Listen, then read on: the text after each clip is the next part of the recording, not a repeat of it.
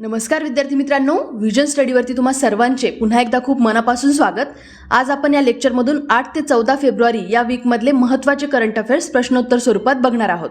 तुम्हाला अशाच पद्धतीचे वीकली, मंथली आणि इयरली करंट अफेअर्सचे लेक्चर्स हवे असतील तर तुम्ही विजन स्टडी या चॅनलला नक्की सबस्क्राईब करा. आणि जर तुम्हाला हे लेक्चर्स डेली पाहिजे असतील त्या तारखेचे त्याच दिवशी तर तुम्ही विजन गव्हर्नमेंट जॉबला सबस्क्राईब करा आणि ते मला फॉलो करा. ठीक आहे, चला तर मग आजच्या लेक्चरला आपण सुरुवात करूया. किती टक्क्यांच्या रेटिंगसह नरेंद्र मोदी हे जगातील सगळ्यात लोकप्रिय नेते बनलेत?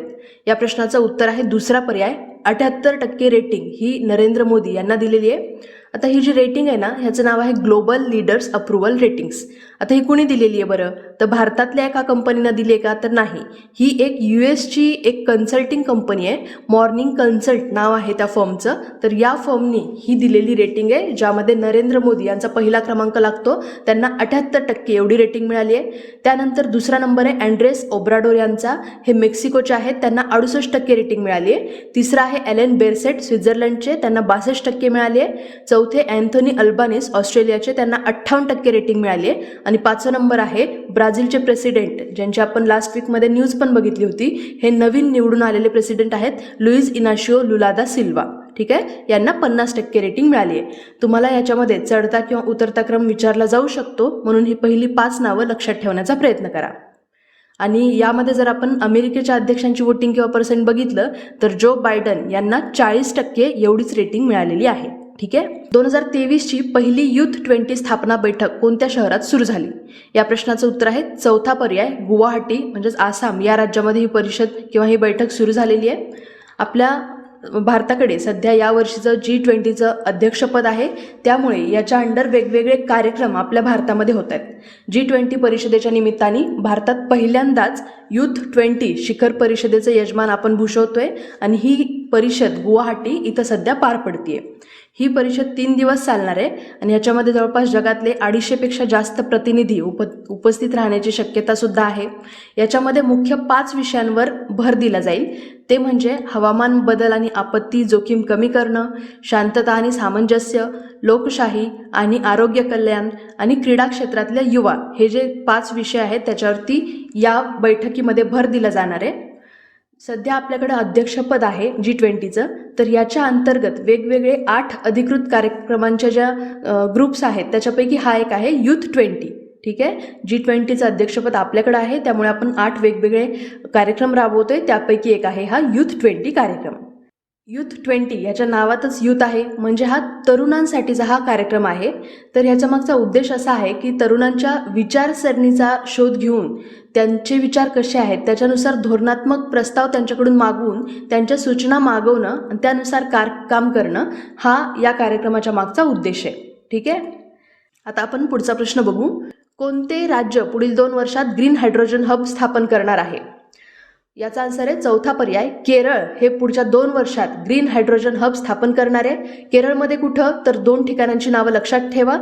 केरळ सरकारने त्रिवेंद्रम आणि कोची या 2 ठिकाणी ग्रीन हायड्रोजन हब डेव्हलप करण्यासाठी 200 कोटी रुपयांची योजना जाहीर केलेली आहे.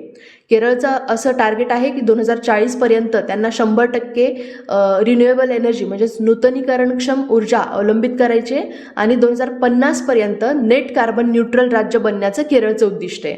आणि त्याचंच पाऊल म्हणजे त्यांनी पुढच्या 2 वर्षात ग्रीन हायड्रोजन हब स्थापन करणार आहे. राज्यामध्ये ग्रीन हायड्रोजनच्या उत्पादनासाठी खूप चांगलं वातावरण आहे. आता हा जो प्रोजेक्ट आहे ना, याचं टार्गेट असं आहे की दररोज त्यांना 60 टन हायड्रोजन तयार करू शकतील असं हे ग्रीन हायड्रोजन हब बनवायचे. आता आपण केरळबद्दल पण थोडक्यात माहिती जाणून घेऊ. केरळ याची राजधानी आहे तिरुवनंतपुरम, याचे मुख्यमंत्री आहेत पिनाराई विजयन आणि सध्याचे राज्यपाल आहेत केरळचे आरिफ मोहम्मद खान.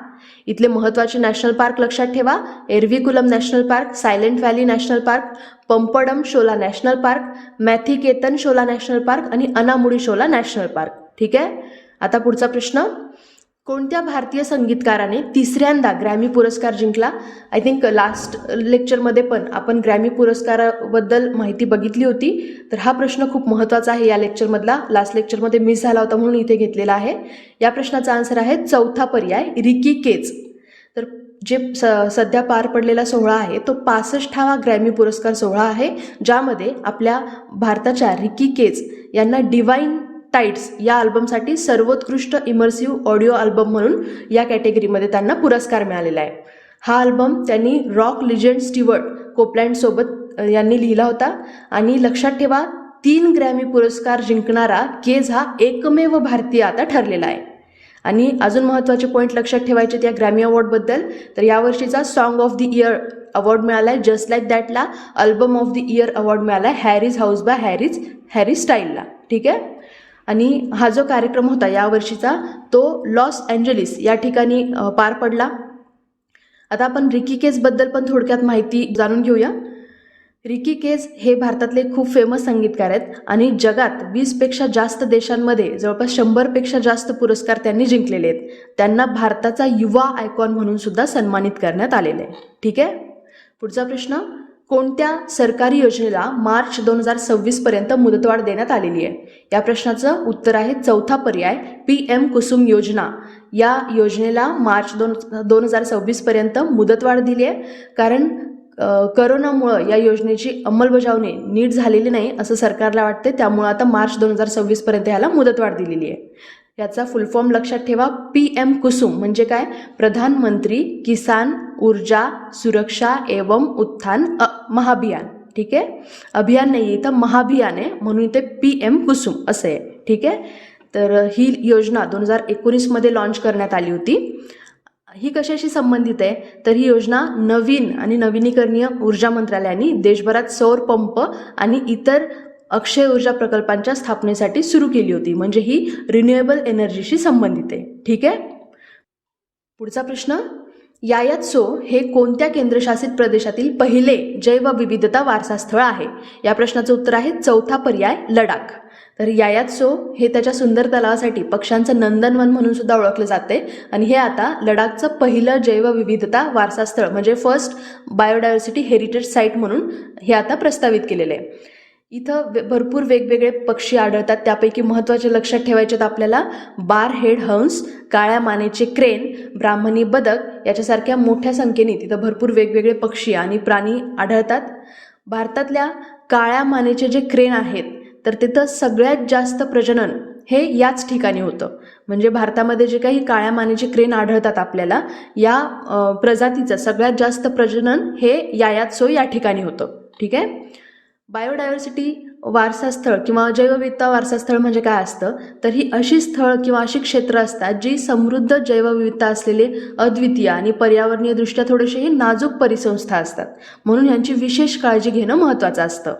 आणि याशी संबंधित एक महत्त्वाचा पॉईंट लक्षात ठेवा की जैवविविधता कायदा 2002च्या अंतर्गत राज्य सरकारांना जैवविविधता वारसास्थळ म्हणून जैवविविधतेचं महत्त्व असलेल्या क्षेत्रांना स्थानिक संस्थांशी सल्लामसलत करून बायोडायव्हर्सिटी हेरिटेज साईट एखाद्या ठिकाणाला सूचित करण्याचा अधिकार आहे. ठीक आहे. कोणत्या कायद्याअंतर्गत? जैवविविधता कायदा 2002च्या अंतर्गत. कुणाला अधिकार आहे? तर राज्य सरकारांना. ठीक आहे. लडाख राज्याबद्दल पण थोडक्यात माहिती घेऊ. हा एक केंद्रशासित प्रदेश आहे. पूर्वी हा जम्मू काश्मीर राज्याचाच भाग होता, पण आपल्या संसदेने ऑगस्ट 2019 एक कायदा पास केला होता आणि त्या कायद्यानुसार 31 ऑक्टोबर 2019 पासून लडाख हा आता एक केंद्रशासित प्रदेश बनलेला आहे. याची राजधानी लेह कारगिल आहे आणि लडाखचे लेफ्टनंट गव्हर्नर आहेत राधाकृष्ण माथुर. ठीक आहे. पुढचा प्रश्न, ग्रीन बॉन्ड्स लॉन्च करणारी डॅश डॅश ही पहिली नागरी संस्था बनली आहे. हा प्रश्न खूप महत्त्वाचा आहे. याच्यावरती प्रश्न विचारला जाऊ शकतो येणाऱ्या एक्झाममध्ये. लक्षात ठेवा, इंदूर हे या प्रश्नाचा आन्सर आहे. इंदोर महानगरपालिकेने आतापर्यंत सलग 6 वेळा स्वच्छतेच्या सर्वेक्षणामध्ये पहिला नंबर पटकावला होता आणि आता ग्रीन बॉन्ड्स लॉन्च करणारी ही देशातली पहिली नागरी संस्था बनलेली आहे. ठीक आहे. पुढचा प्रश्न, 36व्या सूरजकुंड हस्तकला मेळ्याचं उद्घाटन कुणी केलं? या प्रश्नाचं उत्तर आहे तिसरा पर्याय, आपल्या भारताच्या उपराष्ट्रपतींनी या मेळ्याचं उद्घाटन केलं. फरीदाबाद हरियाणा इथं 36वा सूरजकुंड आंतरराष्ट्रीय हस्तकला मेळा पार पडला, ज्याचं उद्घाटन आपले उपराष्ट्रपती जगदीप धनकर यांनी केलं होतं. उद्घाटनाच्या वेळी त्यांनी लोकांना एक आवाहन पण केलं की जेव्हा कुणीही जर आपल्या फ्रेंडला किंवा नातेवाईकांना जर तुम्ही भेटवस्तू घेणार असाल तर तेव्हा भेटवस्तू घेताना लोकल लेवललाच ज्या वस्तू तयार केलेल्या आहेत तर त्याच वस्तू तुम्ही घेऊन कुणाला गिफ्ट द्यायचं असेल त्यांना द्या, असं आवाहन त्यांनी उद्घाटनाच्या वेळी केलं. म्हणजे त्यांना असं सांगायचं होतं की अशा पद्धतीमुळं अनेक जे लोकल लेवलचे कलाकार आहेत किंवा जे अद्वितीय कला प्रकारांचे संवर्धन तर होणारच आहे, पण तसंच जे प्रतिभावान कारागीर आहेत आपल्या देशातले, तर त्यांची आर्थिक स्थितीसुद्धा सुधारणार आहे जर लोकांनी असं केलं तर अशा पद्धतीचं आवाहनसुद्धा त्यांनी या 36व्या सूरजकुंड हस्तकला मेळ्यामध्ये केलं होतं. ठीक आहे. तर हे कुठं पार पडला तर फरीदाबाद, हरियाणा या ठिकाणी. हरियाणाबद्दल थोडक्यात सांगायचं झालं तर हे आपल्या भारताच्या उत्तर भागातले खूप प्रमुख आणि एक प्रगत राज्य आहे. हिंदी किंवा हरियाणवी असंही म्हणतात त्या भाषेला. तर इथल्या ह्या प्रमुख भाषा आहेत. चंदीगड ही हरियाणा आणि पंजाब या दोन्ही राज्यांची एक संयुक्त राजधानी आहे आणि हरियाणा हे राज्य 1966 साली पंजाबमधून वेगळं करण्यात आलं होतं. ठीक आहे. केंद्राने सर्वोच्च न्यायालयाच्या किती न्यायाधीशांच्या नियुक्तीला मंजुरी दिली आहे, हा तो प्रश्न होता. याचं बरोबर उत्तर आहे 5. तर सुप्रीम कोर्टातल्या न्यायाधीशांची संख्या आता 32 पर्यंत वाढवण्यात येणार आहे, कारण केंद्राने सर्वोच्च न्यायालयाच्या 5 नवीन न्यायाधीशांच्या नियुक्तीला आता मंजुरी दिलेली आहे. 6 फेब्रुवारीला या सगळ्या नवीन 5 न्यायाधीशांनी आपले chief justice of India DY Chandrachud यांच्याकडून शपथसुद्धा घेतलेली आहे. आता हे 5 नवीन न्यायाधीश कोण, त्यांची नावं बघून घेऊ आपण. पंकज मित्तल राजस्थानचे मुख्य न्यायाधीश आहेत हे. संजय करोल पटना हायकोर्टचे मुख्य न्यायाधीश. PV संजय कुमार मणिपूरचे मुख्य न्यायाधीश. अहसानुद्दीन अमानुल्ला पटना हायकोर्टचे न्यायाधीश आणि मनोज मिश्रा अलाहाबाद हायकोर्टचे न्यायाधीश. तर या 5 पैकी 3 न्यायाधीश हे वेगवेगळ्या हायकोर्टचे पूर्वी मुख्य न्यायाधीश होते आणि जे 2 न्यायाधीश आहेत अहसानुद्दीन अमानुल्ला आणि मनोज मिश्रा हे अलाहाबाद आणि पटना हायकोर्टचे न्यायाधीश होते. ठीक आहे. 2023 मध्ये रमाबाई बाबासाहेब आंबेडकर यांची कितवी जयंती साजरी करण्यात आली, हा प्रश्न खूप महत्त्वाचा आहे. बघा, या प्रश्नाचं उत्तर आहे 125वी जयंती. 2023 मध्ये रमाबाई बाबासाहेब आंबेडकर यांची 125वी जयंती साजरी करण्यात आली. कुठल्याही मोठ्या व्यक्तिमत्वाची जेव्हा 100वी, 50वी, 75वी, 125वी, 150वी अशी जेव्हा नंबर्स असतात, अशा जेव्हा जयंती साजऱ्या होतात, तर त्या व्यक्तिमत्वाबद्दल येणाऱ्या एक्झाममध्ये 100% प्रश्न विचारला जातोच. ठीक आहे. तर या प्रश्नाचं उत्तर आहे यांची आता 125वी जयंती साजरी करण्यात आली. तर आता आपण यांच्याबद्दल थोडक्यात माहिती जाणून घेऊया. तर रमाबाई बाबासाहेब आंबेडकर यांचा जन्म 7 फेब्रुवारी 1898ला रत्नागिरी जिल्ह्यातल्या वानंद या एका छोट्याशा गावी झाला होता. त्यांचं निधन 27 मे 1935ला दादर, मुंबई या ठिकाणी झालं होतं. त्यांच्या वडिलाचं नाव होतं भिकू धात्रे आणि आईंचं नाव होतं रुक्मिणी. 1916 मध्ये भायखळा बाजार या ठिकाणी त्यांचं बाबासाहेब आंबेडकरांसोबत लग्न झालं होतं. पण लग्नाच्या वेळी त्या फक्त 8 ते 9 वर्षाच्या होत्या आणि त्यावेळी बाबासाहेब आंबेडकर सुद्धा फक्त 15 वर्षाचे होते. बाबासाहेब आंबेडकरांनी 1940 मध्ये एक पुस्तक लिहिलं होतं. म्हणजे 1940ला ते पुस्तक प्रकाशित झालं होतं. त्याचं नाव होतं थॉट्स ऑन पाकिस्तान. तर त्यांच्या आंबेडकरांच्या थॉट्स ऑन पाकिस्तान या 1940 मध्ये पब्लिश झालेल्या पुस्तकामध्ये बाबासाहेब आंबेडकरांनी रमाबाईंच्या त्यांच्या जीवनातला जो प्रभाव आहे तो त्यांनी मान्य केला होता. त्यांनी या पुस्तकामध्ये त्यांच्या प्रिय पत्नी रमाबाई यांनाच ते पुस्तक अर्पणसुद्धा केलेलं आहे आणि एका साध्या भीमातून डॉक्टर आंबेडकर बनण्याचं श्रेय त्यांनी रमाबाईंना म्हणजे आपल्या पत्नीला दिलेलं आहे. ठीक आहे. आणि ते सगळं त्यांनी या पुस्तकामध्ये थॉट्स ऑन पाकिस्तानमध्ये लिहिलेलं आहे. आय होप तुम्हाला या प्रश्नाचं उत्तर आणि यांच्याबद्दल थोडक्यात माहिती समजली असेल. तर आता आपण पुढचा प्रश्न बघू. पुढचा प्रश्न, 30वी राष्ट्रीय बाल विज्ञान काँग्रेस कोणत्या शहरात आयोजित करण्यात आली आहे? अगेन हा पण खूप महत्त्वाचा प्रश्न आहे, कारण बऱ्याच वेळा एक्झाममध्ये राष्ट्रीय विज्ञान काँग्रेस किंवा राष्ट्रीय बाल विज्ञान काँग्रेसवरती प्रश्न विचारले जातात. तर यावेळेसची ही 30वी राष्ट्रीय बाल विज्ञान काँग्रेस ही आयोजित करण्यात आली होती अहमदाबाद या ठिकाणी. तर अहमदाबादमधल्या सायन्स सिटी या ठिकाणी या 30व्या राष्ट्रीय बाल विज्ञान काँग्रेसचं आयोजन करण्यात आलं होतं आणि याचं उद्घाटन कोणी केलं तर गुजरात विज्ञान आणि तंत्रज्ञान विभागाचे जे सचिव आहेत विजय नाहेरा यांनी या कार्यक्रमाचं उद्घाटन केलं होतं. ठीक आहे. पुढचा प्रश्न, भारतीय हवाई दलाचे नवीन उपप्रमुख म्हणून कुणाची नियुक्ती करण्यात आली आहे? या प्रश्नाचं बरोबर उत्तर आहे पहिला पर्याय air marshal AP Singh. AP Singh म्हणजे ह्याचं फुल फॉर्म आहे अमनप्रीत सिंग यांची आता भारतीय हवाई दलाचे नवीन उपप्रमुख म्हणून नियुक्ती करण्यात आलेली आहे. हे सध्या यांच्या पदावरती संदीप सिंग हे होते आणि 1 फेब्रुवारीपासून आता हे नवीन उपप्रमुख जॉईन झालेले आहेत. यांचं नाव आहे एअर मार्शल AP सिंग.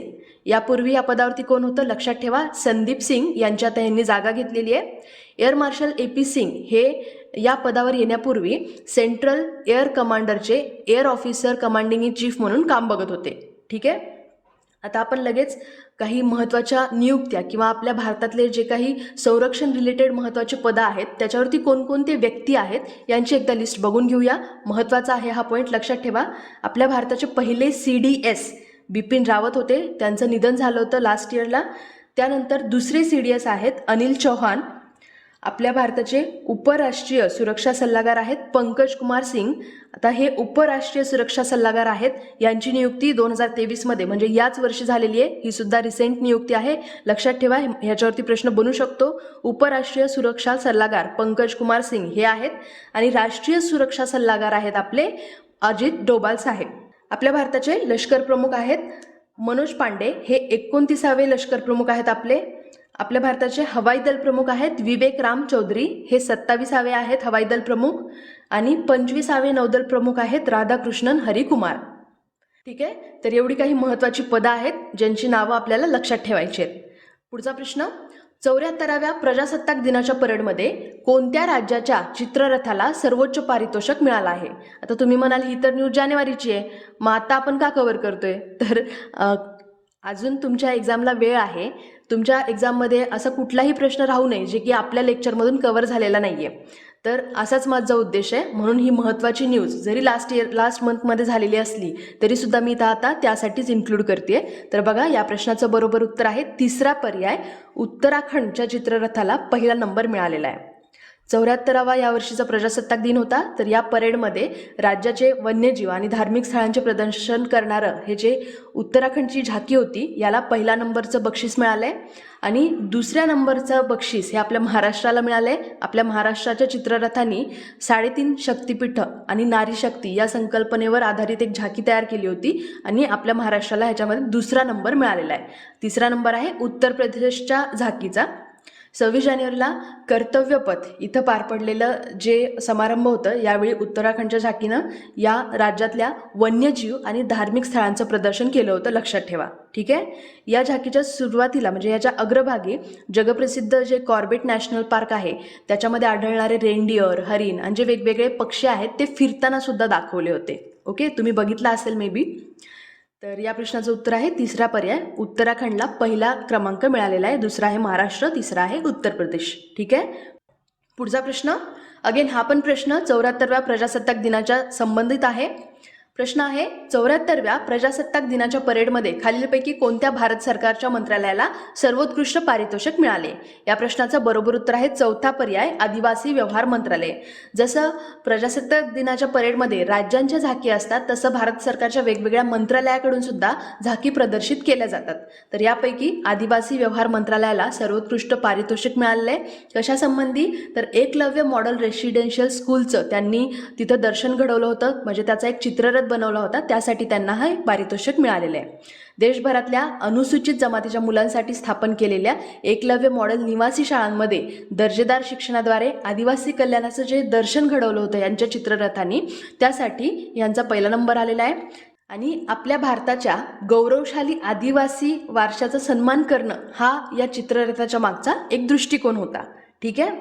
पुढचा प्रश्न, कोणत्या भारतीय क्रिकेटपटूंनी अलीकडेच सर्व प्रकारच्या आंतरराष्ट्रीय क्रिकेटमधून निवृत्ती जाहीर केली आहे? या प्रश्नाचं उत्तर आहे चौथा पर्याय, मुरली विजय. यांनी रिसेंटली सगळ्याच प्रकारच्या आंतरराष्ट्रीय क्रिकेटमधून निवृत्ती घोषित केलेली आहे. हे आपल्या भारताचे खूप अनुभवी ओपनर होते, सलामीवीर होते मुरली विजय. त्यांनी आता सगळ्या प्रकारच्या आंतरराष्ट्रीय क्रिकेटमधून निवृत्तीची घोषणा केली आहे. त्यांनी लास्ट मॅच डिसेंबर 2018मध्ये ऑस्ट्रेलिया विरुद्ध खेळला होता. बॉर्डर गावस्कर मॅच किंवा बॉर्डर गावस्कर नावाची एक कसोटी असते, म्हणजे टेस्ट मॅच असते. तर या सिरीजमध्ये त्यांनी शेवटचा त्यांचा मॅच खेळला होता. 2008मध्ये त्यांनी पहिल्यांदा इंटरनॅशनल क्रिकेटमध्ये म्हणजे त्यांच्या कारकिर्दीला सुरुवात केली होती. भारतासाठी त्यांनी टोटल 61 म्हणजे 61 टेस्ट मॅच खेळलेत, 17 वन डे खेळलेत आणि 9 T20 सामने त्यांनी खेळलेले आहेत. आता ही एक महत्त्वाची रिटायरमेंट आपण बघितली. तशाच इतरही काही महत्त्वाच्या रिटायरमेंट आहेत ज्यावरती प्रश्न बनू शकतो. तर बघा, मुरली विजय यांनी जसं आंतरराष्ट्रीय क्रिकेटमधून निवृत्ती घोषित केली आहे, तशाच पद्धतीनं जोगिंदर शर्मा यांनी सुद्धा आंतरराष्ट्रीय क्रिकेटमधून निवृत्ती घोषित केली आहे. हाशिम आमला हे साऊथ आफ्रिकेचे क्रिकेटर आहेत, त्यांनी सुद्धा पूर्ण आंतरराष्ट्रीय क्रिकेटमधून निवृत्ती घोषित केली आहे. फरहान बेहार्डियन हे पण अगेन साऊथ आफ्रिकेचेच आहेत क्रिकेटर, त्यांनी पण आता रिसेंटली सगळ्या फॉर्ममधल्या इंटरनॅशनल क्रिकेटमधून निवृत्तीची घोषणा केलेली आहे. आणि एक वेस्ट इंडिजचे खेळाडू आहेत दिनेश रामदीन, यांनी सुद्धा सगळ्या फॉर्ममधल्या आंतरराष्ट्रीय क्रिकेटमधून निवृत्ती घोषित केलेली आहे.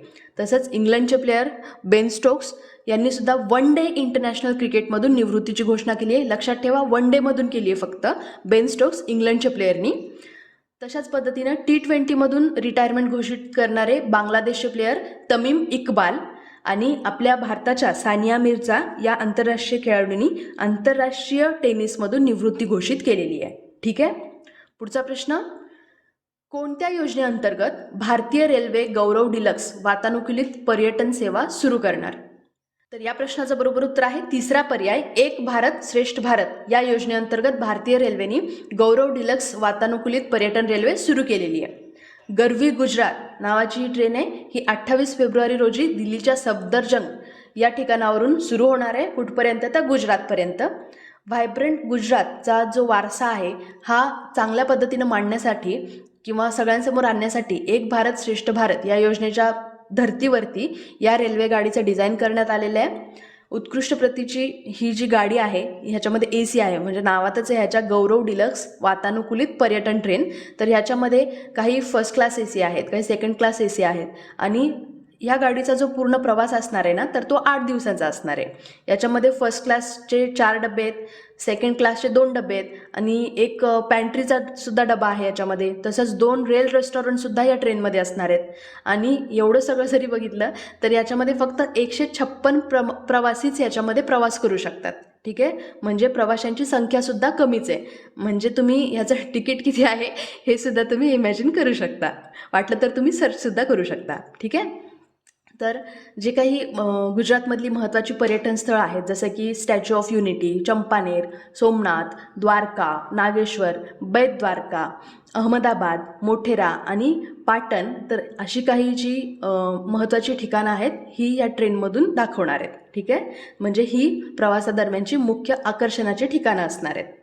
तसंच प्रवासी गुरुग्राम, रेवरी, रिंगासं, फुलेरा, अजमेर हे जे काही स्टेशन आहेत रेल्वे स्टेशन, इथून पॅसेंजर ट्रेनमध्ये बसू शकतात अशी सुविधा या ट्रेनमध्ये केलेली आहे. आणि अजून एक महत्त्वाचं म्हणजे IRCTCने ग्राहकांसाठी सुलभ मासिक हप्त्यांद्वारे म्हणजेच EMI पेमेंट गेटवे सुद्धा उपलब्ध केलेला आहे. ठीक आहे. आता आपण भारतीय रेल्वेबद्दल सुद्धा थोडक्यात माहिती बघू. याची स्थापना 16 एप्रिल 1853 मध्ये झालेली. रेल्वे बोर्डाची स्थापना मार्च 1905 झालेली. केंद्रीय रेल्वे मंत्री आहेत आपले सध्याचे अश्विनी वैष्णव. सध्याचे रेल्वे बोर्डाचे अध्यक्ष आणि CEO आहेत अनिल कुमार लाहोटी. सध्या आपल्या भारतीय रेल्वेमध्ये टोटल 18 झोन आहेत आणि याचं हेडक्वार्टर आहे नवी दिल्ली या ठिकाणी. ठीक आहे. दीपक चोप्रा यांना कोणत्या पुस्तकासाठी गोल्डन बुक अवॉर्ड 2023 मिळालाय? या प्रश्नाचं बरोबर उत्तर आहे तिसरा पर्याय, the 7 spiritual law of success. तर दीपक चोप्रा यांना the 7 spiritual laws of success a practical guide to achieving your dreams या पुस्तकासाठी गोल्डन बुक अवॉर्ड 2023 मिळालेला आहे. 2023चे जे हे गोल्डन बुक अवॉर्डचे जे विजेते आहेत तर ते रिसेंटली घोषित करण्यात आलेले आहेत. हा एक प्रतिष्ठित कार्यक्रम आहे जो साहित्यातल्या सर्वोत्कृष्ट पुस्तकांची दखल घेत असतो. भारतामध्ये 75,000पेक्षा जास्त पुस्तकं हे पब्लिश होत असतात आणि नॉमिनेटसुद्धा होत असतात. त्यामध्ये काही फिक्शनल असतात, काही नॉन फिक्शनल म्हणजे काही काल्पनिक, काही गैरकाल्पनिक असतात, काही कविता असतात, काही लहान मुलांच्या पुस्तकांसह वेगवेगळ्या साहित्य प्रकारांचा ह्याच्यामध्ये समावेश असतो. ठीक आहे. यावर्षीची गोल्डन बुक अवॉर्डच्या विजेत्यांची यादी ही पब्लिश केलेली आहे. यामध्ये ही खूप मोठी लिस्ट असते, पण त्यातले काही महत्त्वाचे आपण फक्त एकदा बघून घेऊया. जसं की JK रोलिंग यांना पण हा अवॉर्ड मिळाला आहे गोल्डन बुक अवॉर्ड 2023चा. त्यांचं बुक आहे Fantastic Beasts, the Secret of Dumbledore. दुसरं आहे Gaur Gopaldas, energize your mind, a monk's guide to mindful living. आता आपण बघितलं दीपक चोप्रा यांचं the 7 spiritual law of success. त्यानंतर अश्नीर ग्रोवर ह्यांचं आहे पुस्तक Doglapan, the hard truth about life and startups. Ruskin Bond हे पण फेमस लेखक आहेत. How to live your life हे त्यांचे पुस्तक आहे. त्यानंतर नमिता थापर या एंटरप्रिनर आहेत. यांचं पुस्तक आहे the dolphin and the shark stories on entrepreneurship. तर असे काही महत्त्वाचे जे लेखक आहेत आणि त्यांची पुस्तकांची नावं आहेत तेवढीच फक्त लक्षात ठेवा. ठीक आहे. 2021-22 मध्ये जागतिक दूध उत्पादनात 24% योगदान देणारा डॅश डॅश हा जगातला सगळ्यात मोठा दूध उत्पादक आहे. तर कुठला देश असा आहे की जे सध्या जगातला सगळ्यात मोठा दूध उत्पादक आहे? तर तो आहे आपला भारत. या प्रश्नाचं उत्तर आहे दुसरा पर्याय. ठीक आहे. तर हे किती टक्के आहे लक्षात ठेवा, 24%. आणि कधीचं ह्यांनी मोजमाप केलंय? तर 2021-22 या वर्षातलं. ओके. तर केंद्रीय मत्स्य व्यवसाय, पशुसंवर्धन आणि दुग्ध व्यवसाय मंत्री पुरुषोत्तम रुपाला हे आहेत. तर यांनी लोकसभेमध्ये सांगितलंय की food and agriculture organization corporate statistical database म्हणजेच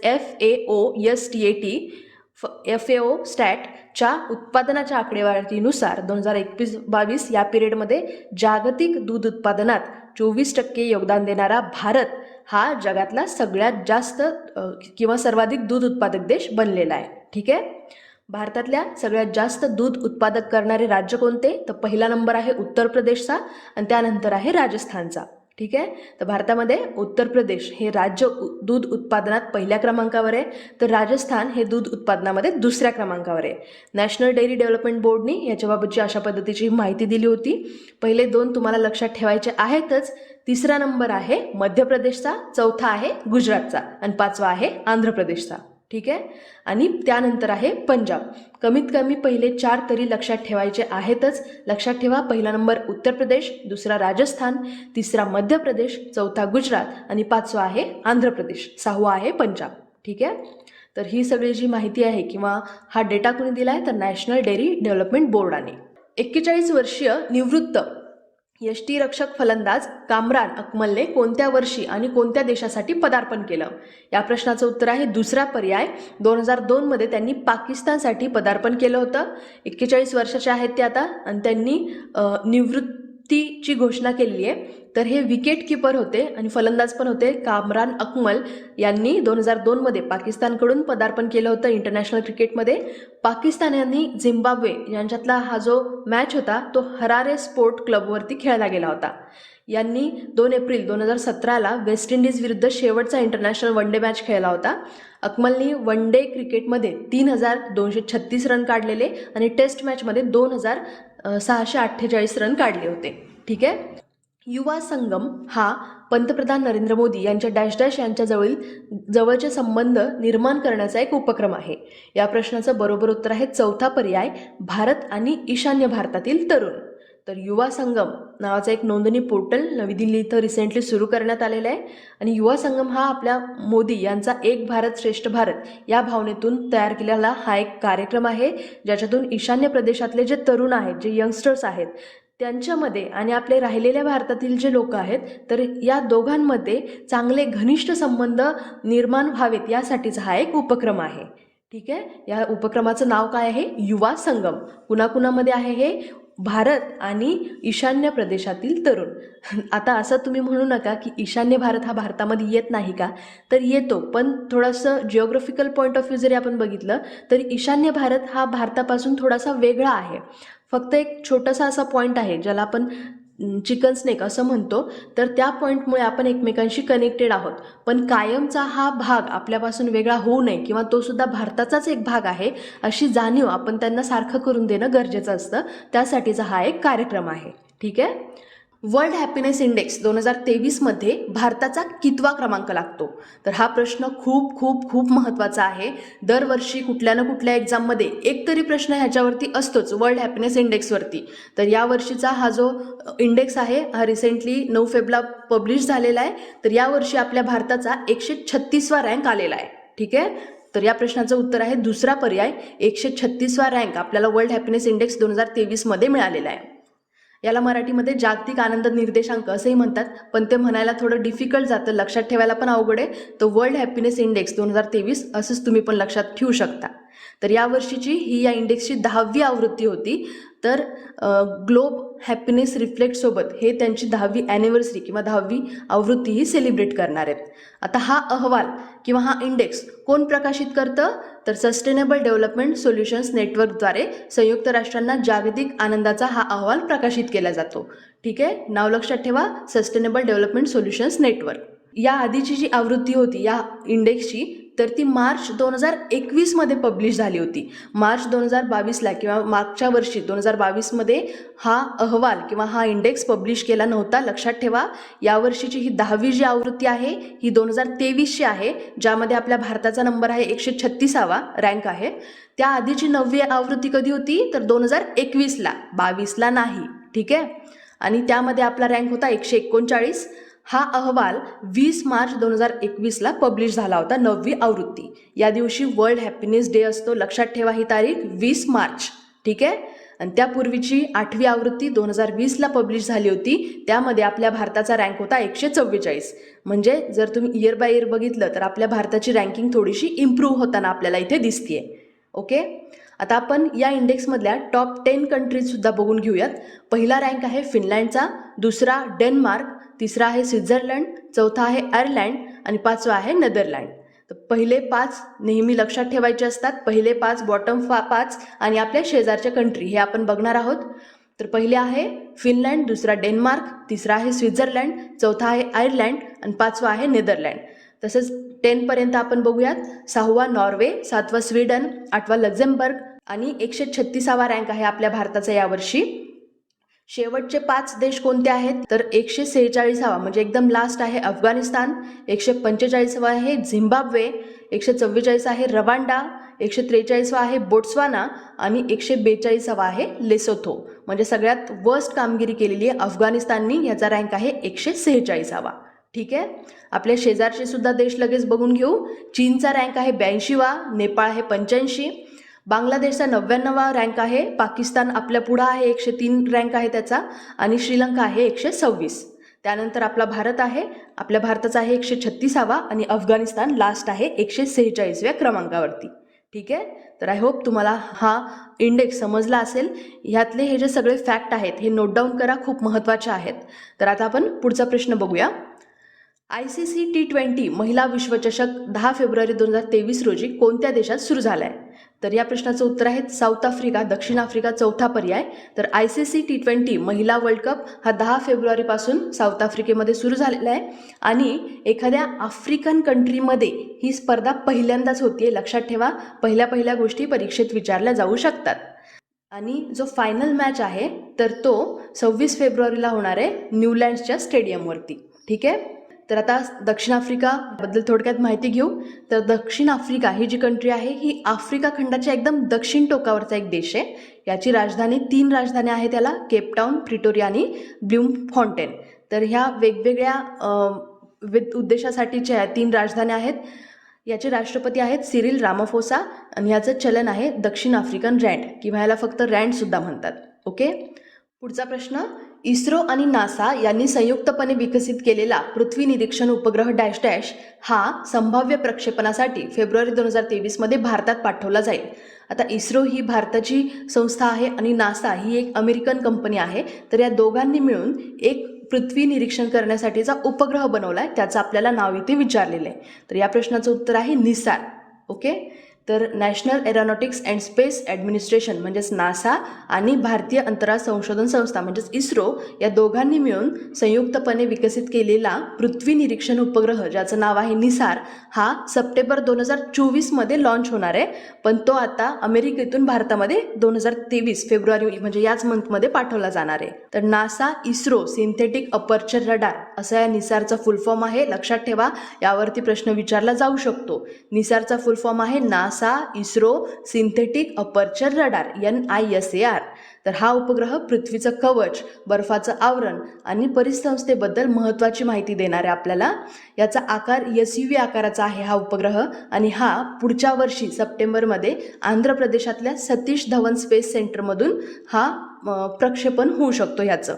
ठीक आहे, म्हणजे हे संभाव्य टेंटेटिव्ह डेट आहे ही. तर हा एका विशेष मालवाहू कंटेनर फ्लाईटमध्ये भारतात पाठवला जाईल अमेरिकेतून. आता आपण या निसारबद्दल काही महत्त्वाचे पॉईंट बघणार आहोत. इम्पॉर्टंट पॉईंट नोट डाऊन करा. तर निसार काय आहे ह्याचा फुल फॉर्म आत्ताच आपण बघितला. तर 2014मध्ये एक MOU आपण साईन केला होता US आणि भारताच्या अंतराळ संस्थांनी मिळून. तर हे 2014मध्ये त्या स्वाक्षरी केलेल्या भागीदारी करारानुसार US आणि भारताच्या अंतराळ संस्थांनी तयार केलेला आहे निसार. 2800 किलोग्रॅम उपग्रहामध्ये L बँड आणि S band synthetic aperture radar SAR हे दोन्ही पण उपकरणं असणार आहेत, ज्याच्यामुळे तो ड्युएल फ्रिक्वेन्सी इमेजिंग रडार उपग्रह बनणार आहे. कारण ह्याच्यामध्ये SAR हे दोन्ही पण फ्रिक्वेन्सीज आहेत. ठीक आहे. नासाने L बँड रडार GPS आणि डेटा कलेक्ट करण्यासाठी उच्च क्षमतेचे सॉलिड स्टेट रेकॉर्डर आणि पेलोड डेटा उपप्रणाली ही दिलेली आहे ह्या निसारमध्ये. तर आपल्या भारताच्या इस्रोनी ह्याच्यामध्ये काय काय दिलेलं आहे, तर इस्रोचा काय सहभाग आहे, तर इस्रोनी ह्याला S बँड रडार दिलं आहे, GSLV प्रक्षेपण प्रणाली दिली आहे आणि आपण ह्याला अंतराळामध्ये सोडणार सुद्धा आहोत. म्हणजे इस्रो हे पुढचं काम करणार आहे. ठीक आहे. तर उपग्रहाचा आणखी एक महत्त्वाचा घटक म्हणजे त्याचा मोठा 39 फूट स्थिर अँटेना परावर्तक हा सुद्धा त्यातला महत्त्वाचा एक घटक आहे. ठीक आहे. तर अशा पद्धतीनं नासा आणि इस्रोनी दोघांनी मिळून हे निसार नावाचा एक उपग्रह तयार केलेला आहे, जो की पुढच्या वर्षी सप्टेंबरमध्ये लॉन्च होणार आहे. पुढचा प्रश्न, सिरिया आणि तुर्की येथे भूकंप झाल्यानंतर डॅश डॅश हे भारत सरकारने सुरू केलेले बचाव कार्य आहे. खूप महत्त्वाचा प्रश्न आहे हा. अशा कुठलेही जेव्हा ऑपरेशन किंवा बचाव कार्य चालतात तर त्याच्यावरती प्रश्न बनू शकतो किंवा यावेळेस याच्यावरती मॅच दी पेअरमध्ये सुद्धा प्रश्न बनू शकतो की हे एका साईडला वेगवेगळ्या ऑपरेशनचे नावं देतील आणि दुसऱ्या साईडला ते कोणत्या देशासोबत चालवलं गेलं होतं किंवा कोणत्या इव्हेंटसाठी ते होतं ते प्रश्न विचारला जाऊ शकतो. तर या प्रश्नाचं उत्तर आहे ऑपरेशन दोस्त. तर ऑपरेशन दोस्त नावाचा एक भारत सरकारने सुरू केलेलं बचाव कार्य आहे सिरिया आणि तुर्की इथं भूकंप झाल्यानंतरचं. नाव महत्त्वाचं आहे ऑपरेशन दोस्त, लक्षात ठेवा. तर हे ऑपरेशन अंतर्गत भारताने तुर्की आणि सिरिया या 2 भूकंपग्रस्त देशांमध्ये फील्ड हॉस्पिटलचा पुरवठा आणि बचाव कर्मचारी सुद्धा तैनात केलेले आहेत. भारताने सिरियाला C-130J या विमानातून काही मदतीसाठी काही सामग्रीसुद्धा पाठवलेली आहे. भारताने portable ECG machines, patient monitors आणि इतरसुद्धा काही आवश्यक मेडिकल वस्तूंसोबत आपत्कालीन औषधं आणि उपकरणंसुद्धा सिरियाला पाठवलेली आहेत. सिरियाबद्दल आणि तुर्कीबद्दल थोडक्यात माहिती बघून घेऊ. सिरिया हा एक पूर्व भूमध्य समुद्रात स्थित असलेला एक पश्चिम आशियाई देश आहे. सध्याचे याचे राष्ट्रपती आहेत बशर अल असद. राजधानी आहे याची दमास्कस. तुर्कीची राजधानी आहे अंकारा. इथले राष्ट्राध्यक्ष आहेत रेसेप तय्यिप एर्दोगन. ठीक आहे. पुढचा प्रश्न, अलीकडेच बातम्यांमध्ये असलेले जानूस 1 EOS 07 आणि आझादी सॅट-2 खालीलपैकी कशाशी संबंधित आहेत? खूप महत्त्वाचा प्रश्न आहे हा. नावावरून काहीच समजत नसेल तर हे जे टर्म्स आहेत तर ह्या SSLV D2ने प्रक्षेपित केलेले उपग्रह आहेत. म्हणून या प्रश्नाचं बरोबर उत्तर आहे दुसरा पर्याय. तर आपल्या अगेन इस्रोचाच हा प्रश्न आहे. तर इस्रोनी SSLV D2 रॉकेट लॉन्च केलेले रिसेंटली श्रीहरिकोटा इथून या उपग्रहाचं प्रक्षेपण यशस्वी पद्धतीनं पार पडलेलं आहे. या रॉकेटमधून अर्थ ऑब्झर्वेशन सॅटेलाईट म्हणजेच EOS 07, अमेरिकन कंपनी एंट्रीसचा जानूस 1 आणि देशभरातल्या विद्यार्थिनींनी बनवलेला आझादी सॅट-2 या लहान उपग्रहांना पृथ्वीसोबत 450 किलोमीटरच्या एका सर्क्युलर कक्षेमध्ये सोडण्यात आलेलं आहे या 3 उपग्रहांना. ठीक आहे. तर SSLV D2चं एकूण वजन आहे 175.2 किलो, ज्याच्यामध्ये 156 किलो वजनाचा EOS उपग्रह आहे, 10.2 किलो वजनाचा जानूस 1 आहे आणि आझादी सॅट-2चं वजन आहे 8.7 किलो. ठीक आहे. तर हे जे तिन्ही उपग्रह आहेत हे SSLV D2नी प्रक्षेपित केलेले उपग्रहांची नावं आहेत. यामध्ये विद्यार्थिनींनी बनवलेला आहे आझादी सॅट-2 महत्त्वाचा आहे, लक्षात ठेवा. ठीक आहे. पुढचा प्रश्न, अलीकडेच लोकप्रिय कलाकार BKS वर्मा यांचं निधन झालंय. त्यांना खालीलपैकी कोणता पुरस्कार मिळालेला होता? या प्रश्नाचं बरोबर उत्तर आहे पहिला पर्याय, ललित कला अकादमी पुरस्कार. तर लोकप्रिय कलाकार होते हे BKS वर्मा यांचं रिसेंटली निधन झालंय. त्यांच्या चित्रांचा विषय हा प्रामुख्याने पर्यावरणीय आणि सामाजिक होता. 1949 मध्ये त्यांचा जन्म झालेला. त्यांच्या वडिलांचं नाव होतं कृष्णमाचार्य, जे की संगीतकार होते. आई होत्या जयलक्ष्मी, त्या पण कलाकार होत्या. त्यांनी वर्मा यांनी ललित कला अकादमी पुरस्कार मिळाला होता, तसंच राज्योत्सव पुरस्कार मिळालेला आहे, आर्यभट्ट पुरस्कार, राजीव गांधी पुरस्कार असे भरपूर अवॉर्ड त्यांना मिळालेले आहेत. त्यांना कर्नाटक राज्याचा सुद्धा पुरस्कार मिळालेला आहे 2001मध्ये, राज्योत्सव पुरस्कार मिळाला होता 2001मध्येच आणि बेंगलोर युनिव्हर्सिटीने त्यांना मानद डॉक्टरेटसुद्धा दिली होती 2011मध्ये. ठीक आहे, तर हे कोण होते? तर ते एक चित्रकार होते, त्यांना ललित कला अकादमी पुरस्कार मिळालेला आहे. ठीक आहे, पुढचा प्रश्न, international day of woman and girls in science कधी साजरा केला जातो? या प्रश्नाचं उत्तर आहे पहिला पर्याय 11 फेब्रुवारीला international day of woman and girls in science हा दिवस साजरा केला गेला. आता आपण लगेच महत्त्वाचे काही फेब्रुवारीचे दिवस पण बघूयात. 1 फेब्रुवारीला असतो जागतिक सूर्यनमस्कार दिन, 2 फेब्रुवारीला जागतिक पाणथळभूमी दिन असतो, वर्ल्ड वेटलँड डे, 4 फेब्रुवारीला जागतिक कर्करोग दिवस, 12 फेब्रुवारीला जागतिक आरोग्य दिन, 13 फेब्रुवारीला जागतिक रेडिओ दिन, 19 फेब्रुवारीला आपल्या छत्रपती शिवाजी महाराजांची जयंती असते तारखेनुसारची, 20 फेब्रुवारीला जागतिक सामाजिक न्याय दिन असतो, 21 फेब्रुवारी आंतरराष्ट्रीय मातृभाषा दिन, 24 फेब्रुवारी जागतिक मुद्रण दिन, 27 फेब्रुवारीला 2 महत्त्वाचे दिवस आहेत, मराठी भाषा दिन तर असतोच, शिवाय जागतिक स्वयंसेवी संस्था दिन पण आहे आणि 28 फेब्रुवारीला आहे राष्ट्रीय विज्ञान दिन. ठीक आहे, तर ह्या महत्त्वाच्या दिवसांचा स्क्रीनशॉट काढून ठेवा आणि ह्याला रिवाईज करा, जेणेकरून तुम्हाला सगळे फेब्रुवारीचे दिवस लक्षात राहायला मदत होईल. आता आपण पुढचा प्रश्न बघू. भारताचा अनुभवी ऑफ स्पिनर डॅश डॅश हा कसोटी क्रिकेटमध्ये सर्वात जलद 450 विकेट्सचा टप्पा गाठणारा दुसरा स्पिनर ठरलेला आहे. या प्रश्नाचं उत्तर आहे पहिला पर्याय रविचंद्रन अश्विन. तर सध्या टीम इंडिया आणि ऑस्ट्रेलिया यांच्यामध्ये टेस्ट मॅच चालू आहेत. तर या 4 टेस्ट मॅचमध्ये 9 फेब्रुवारीपासून सुरुवात झालेली आहे या मॅचला. तर याच्यामध्ये पहिला सामना हा नागपूरच्या विदर्भ क्रिकेट असोसिएशन स्टेडियमवर खेळला गेला होता. त्यामध्ये आपल्या भारताचे ऑफ स्पिनर रविचंद्रन अश्विन यांनी या टेस्ट मॅचच्या पहिल्याच दिवशी एक खूप मोठी कामगिरी केली आहे. त्यांनी सर्वात फास्ट 450 विकेटचा टप्पा गाठलेला आहे आणि हे असे दुसरे फिरकी गोलंदाज ठरलेत, म्हणजे हे बॉलर ठरलेत. तर पहिले कोण मग? तर पहिले आहेत श्रीलंकेचे प्लेयर मुथय्या मुरलीधरन. त्यांनी फक्त 80 मॅचमध्ये 450 विकेट घेतलेल्या आहेत आणि आता रविचंद्रन अश्विननी 89 मॅचमध्ये 450 विकेट घेतल्याचा विक्रम त्यांनी बनवलेला आहे आणि हे म्हणजे दुसरे आहेत. ठीक आहे, अशा पद्धतीचा विक्रम बनवण्यासाठीचे.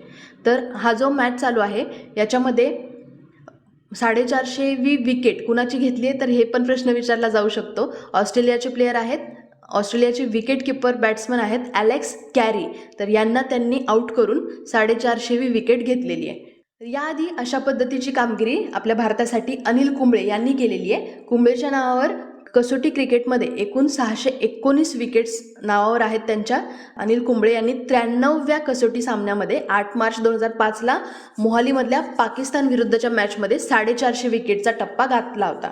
ठीक आहे, फास्टेस्ट कोण आहे पण सध्या?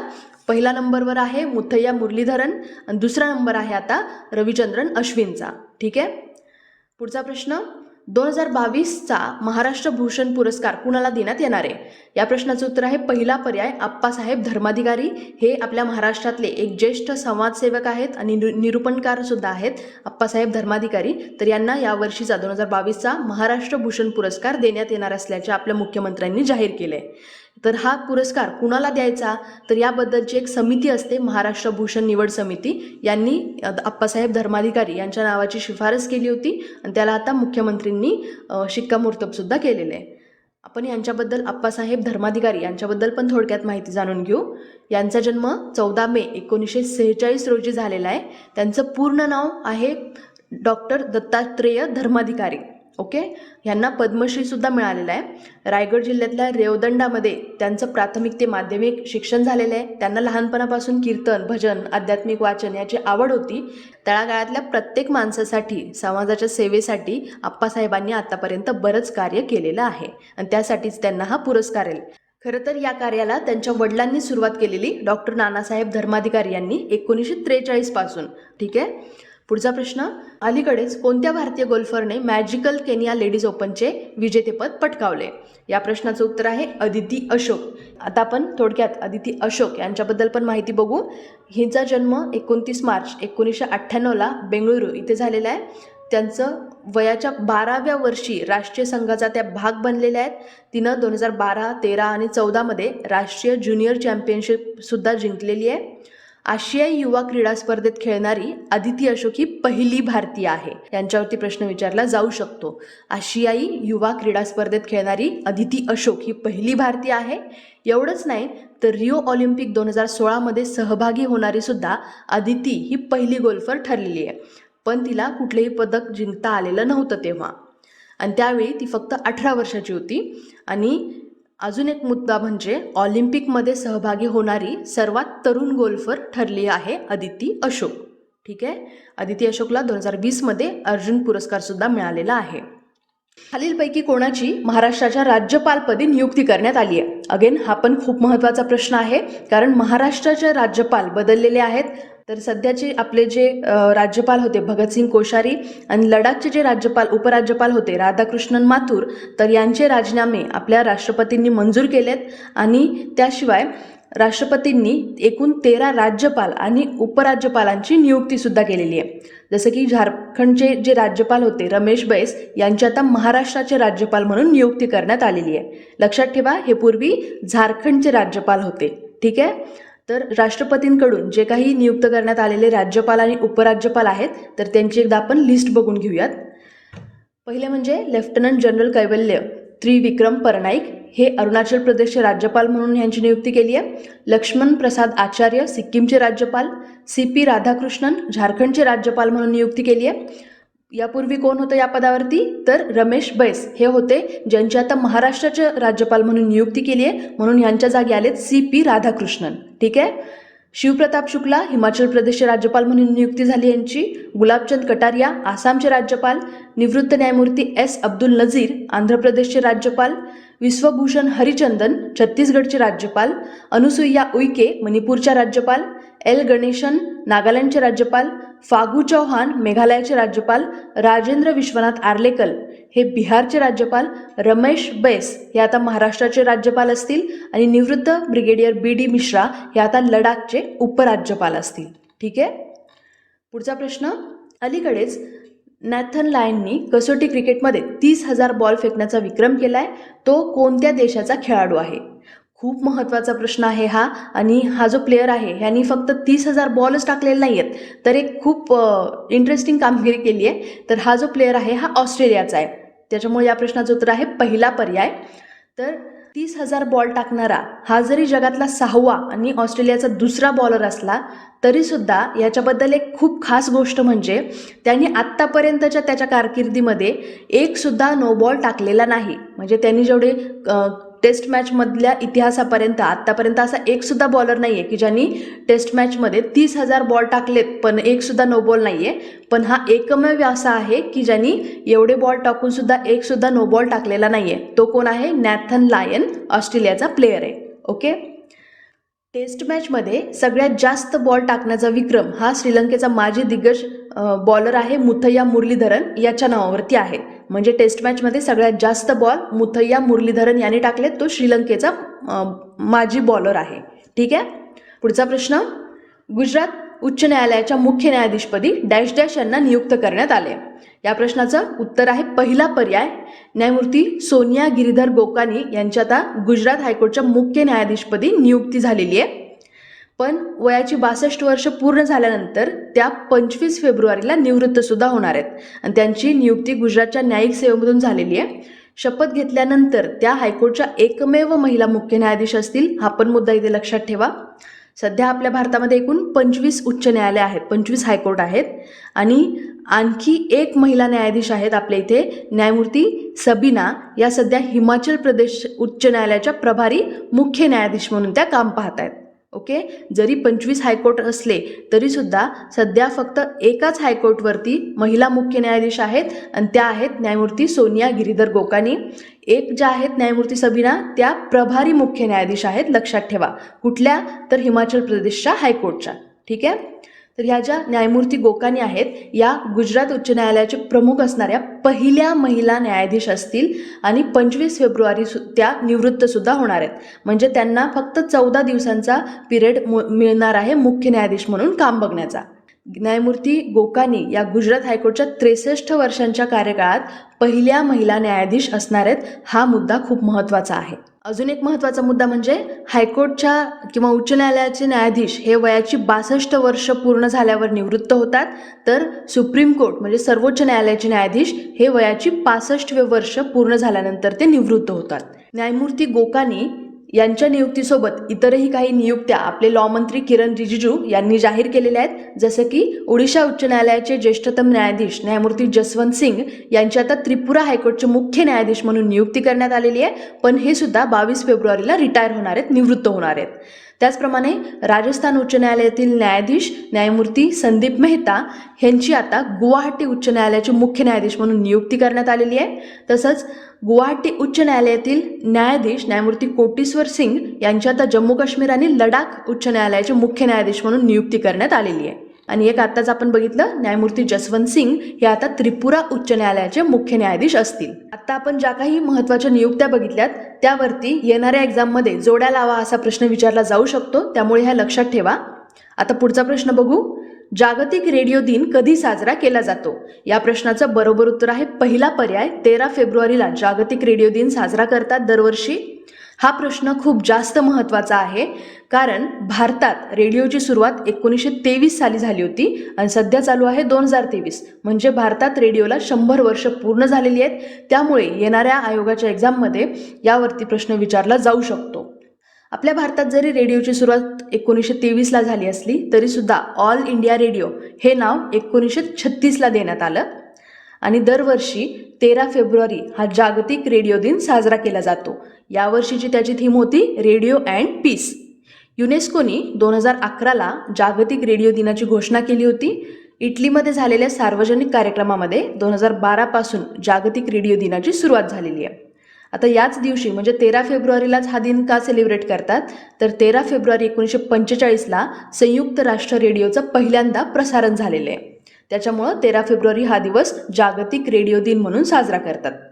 आणि अजून एक पॉईंट नोट डाऊन करा, ऑल इंडिया रेडिओला आकाशवाणी हे नाव म्हैसूरच्या MV गोपालस्वामी यांनी दिलेले आहे. ठीक आहे.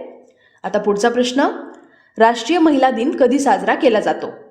या प्रश्नाचं उत्तर आहे 13 फेब्रुवारी. तर भारतामध्ये दरवर्षी 13 फेब्रुवारी हा राष्ट्रीय महिला दिवस म्हणून साजरा करतात. देशातल्या सगळ्या महिलांच्या कर्तृत्वाचा सन्मान करण्यासाठी हा दिवस सेलिब्रेट केला जातो.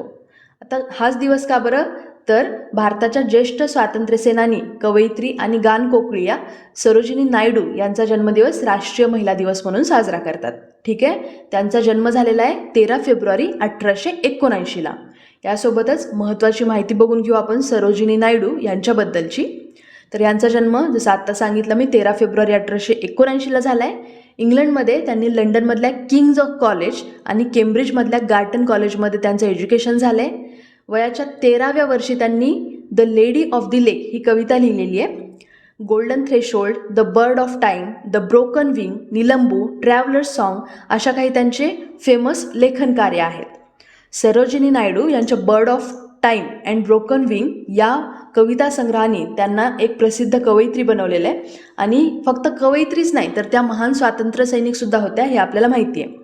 त्यांनी एकदा 1902मध्ये कलकत्ता इथे एक स्पीच दिलं होतं, ज्याच्यामुळं गोपाळकृष्ण गोखले हे खूप इम्प्रेस झाले होते. आणि नंतर मग त्यांनीच म्हणजे गोपाळकृष्ण गोखले यांनीच त्यांना राजकारणामध्ये पुढे जा असा सल्ला दिला होता. आणि नंतर पुढे जाऊन 1914मध्ये सरोजिनी नायडू यांनी महात्मा गांधींची लंडनमध्ये भेट पण घेतली होती. आणि ती भेट झाल्यानंतर त्यानंतर त्यांचा राजकारणात प्रवास किंवा त्या राजकारणामध्ये थोड्या सक्रिय झाल्या आणि त्या काँग्रेसच्या चांगल्या प्रवक्तासुद्धा बनल्या. त्यांनी काँग्रेसच्या बऱ्याच समित्यांमध्ये काम केले. देशभरात सुद्धा त्या स्वातंत्र्य चळवळीबद्दल लोकांमध्ये जनजागृती करायच्या. एवढंच नाही तर जालियनवाला बाग हत्याकांडच्या निषेधार्थ त्यांनी कैसरे हिंद ही त्यांना मिळालेली पदवीसुद्धा परत केली होती. आणि सरोजिनी नायडू या 1925च्या कानपूरच्या काँग्रेस अधिवेशनाच्या अध्यक्षा होत्या. त्यांनी रौलट कायद्याला विरोधसुद्धा केलेला. सरोजिनी नायडू ह्या 1930च्या मिठाचा जो सत्याग्रह केला होता गांधीजींनी, तर या प्रसिद्ध मिठाच्या सत्याग्रहात गांधींसोबत गेलेल्या स्वयंसेवकांपैकी त्या एक होत्या. आणि खूप महत्त्वाचं म्हणजे महात्मा गांधी हे जेव्हा गोलमेज परिषदेला गेलेले तर तेव्हा त्यांच्यासोबत जे शिष्टमंडळ होतं त्यामध्ये सरोजिनी नायडू यांचा सुद्धा समावेश होता. असे खूप बारीक सारीक पॉईंट आपल्याला MPSC राज्यसेवा प्रीमध्ये विचारतात, त्याच्यामुळे हा मुद्दा लक्षात ठेवा. मल्टीलायनरमध्ये त्या गेल्या होत्या किंवा गेल्या नव्हत्या असा प्रश्न विचारला जाऊ शकतो. तर गांधीजींसोबतच्या शिष्टमंडळामध्ये गोलमेज परिषदेत सरोजिनी नायडू यांचा समावेश होता. ठीक आहे. 1932मध्ये गांधीजींना जेव्हा तुरुंगात पाठवण्यात आलं तर तेव्हा त्यांनी सरोजिनी नायडू यांच्याकडे चळवळीला गती देण्यासाठी आणि दिशा देण्याची जबाबदारी त्यांना दिलेली. भारत छोडो आंदोलनामध्ये जेव्हा बऱ्याच मोठ्या काँग्रेसच्या नेत्यांना अटक केली होती तर त्यावेळेस सरोजिनी नायडू यांना सुद्धा अटक करण्यात आली होती. याशिवाय भारतातली सगळ्यात जुनी आणि महत्त्वाची महिला संघटना अखिल भारतीय महिला परिषद, तर या संस्थेशी सुद्धा त्या संबंधित होत्या. आज सुद्धा भारतीय महिलांना मिळालेल्या सगळ्या राजकीय, आर्थिक आणि कायदेशीर अधिकारांमध्ये या संस्थेने खूप मोठं योगदान दिलेले आहे, ज्याच्याशी त्या संबंधित होत्या. ठीक आहे. तर ह्यांचा जन्म आपण बघितला. यांचा मृत्यू झालेला आहे 2 मार्च 1949ला त्यांचं निधन झालेलं आहे. ठीक आहे. कोणत्या सरकारने family ID one family one identity हे पोर्टल सुरू केले? या प्रश्नाचं उत्तर आहे पहिला पर्याय उत्तर प्रदेश सरकारने family ID one family one identity portal सुरू केले. वन जॉब पर फॅमिली या प्रस्तावाची अंमलबजावणी करण्यासाठी कुटुंबांना एक युनिट म्हणून कन्सिडर करण्याचा आता उत्तर प्रदेश सरकारचा एक एम आहे. ठीक आहे. तर उत्तर प्रदेश आपल्याला माहिती आहे की आपल्या भारताचं एक उत्तरेकडचं एक खूप मोठं प्रमुख राज्य आहे. याची राजधानी आहे लखनौ. या राज्याची स्थापना झाली आहे 24 जानेवारी 1950ला. सध्याच्या राज्यपाल आहेत आनंदीबेन पटेल आणि मुख्यमंत्री आहेत योगी आदित्यनाथ. ठीक आहे. वर्ल्ड गव्हर्नमेंट समिट 2023 कोणत्या शहरात होणार आहे? या प्रश्नाचं उत्तर आहे दुसरा पर्याय दुबई. तर वर्ल्ड गव्हर्नमेंट समिट 2023 ही दुबईमध्ये सुरू झाली आहे 13 फेब्रुवारी 2023ला. तर या परिषदेमध्ये जी थीम आहे यावर्षीची ती आहे शेपिंग फ्युचर गव्हर्नमेंट्स. तर या थीम अंतर्गत वर्ल्ड गव्हर्नमेंट समिट 2023 ही आयोजित केली गेली आहे. दुबई इथं ही समिट दरवर्षी आयोजित होत असते आणि ही एक जागतिक मंचावरती आयोजित होत असते. आता हे कशासाठी? तर भविष्यवाद किंवा तंत्रज्ञानातल्या टेक्नॉलॉजीतल्या काही नवीन कल्पना आणि इतर विषयांवर लक्ष केंद्रित करून सरकारी प्रक्रिया आणि धोरणांबद्दल जागतिक संवादासाठी सरकारमधल्या नेत्यांना एकत्र आणण्याचं काम ही समिट करत असते. ठीक आहे. पुढचा प्रश्न, पत्रकार डॅश डॅश यांना पत्रकारितेतील योगदानाबद्दल राजा राममोहन रॉय राष्ट्रीय पुरस्कार प्रदान करण्यात आलेला आहे. या प्रश्नाचं बरोबर उत्तर आहे पहिला पर्याय ABK प्रसाद. तर 2023मध्ये पत्रकार ABK प्रसाद यांना पत्रकारितेतील योगदानाबद्दल राजा राममोहन रॉय राष्ट्रीय पुरस्कार देण्यात आलेला आहे. ABK प्रसाद यांच्याबद्दल थोडक्यात माहिती घेऊ. तर ABK प्रसाद यांनी जवळपास त्यांच्या आयुष्यामध्ये 75 वर्ष पत्रकारिता केलेली आहे. त्यांनी आंध्र प्रदेशमधल्या बऱ्याच काही मासिकांमध्ये संपादक म्हणून सुद्धा काम केलेलं आहे. याशिवाय 2004 ते 2009मध्ये राजभाषा आयोगाचे अध्यक्ष म्हणून सुद्धा त्यांनी काम केलेले आहे. ठीक आहे. आता हा जो पुरस्कार आहे ना राजा राममोहन रॉय राष्ट्रीय पुरस्कार हा कोण देत असतं? तर आपली प्रेस काउन्सिल ऑफ इंडिया ही हा पुरस्कार दरवर्षी देत असते. या प्रेस काउन्सिल ऑफ इंडियाची स्थापना 1966मध्ये झालेली आणि ही एक वैधानिक संस्था आहे आणि ती आपल्या देशातल्या प्रेसचं किंवा त्याच्याशी संबंधित जे काही काम असतं तर ती ही संस्था बघत असते. 1978च्या प्रेस काउन्सिल कायद्यानुसार याची स्थापना झालेली. सर्वोच्च न्यायालयाच्या निवृत्त न्यायाधीशाची प्रेस काउन्सिल ऑफ इंडियाचे अध्यक्ष म्हणून नियुक्ती केली जात असते. ठीक आहे. आणि अजून एक इम्पॉर्टंट म्हणजे कुठलीही व्यक्ती प्रेस काउन्सिल ऑफ इंडियामध्ये कोणत्याही पत्रकाराविरुद्ध तक्रार करू शकते. ठीक आहे.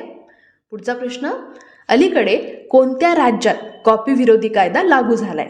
या प्रश्नाचं उत्तर आहे पहिला पर्याय उत्तराखंड या राज्यामध्ये रिसेंटली कॉपी विरोधी कायदा लागू केलेला आहे. उत्तराखंडच्या राज्यपालांनी रिसेंटली उत्तराखंड स्पर्धा परीक्षा अध्यादेश 2023ला मंजुरी दिली आहे.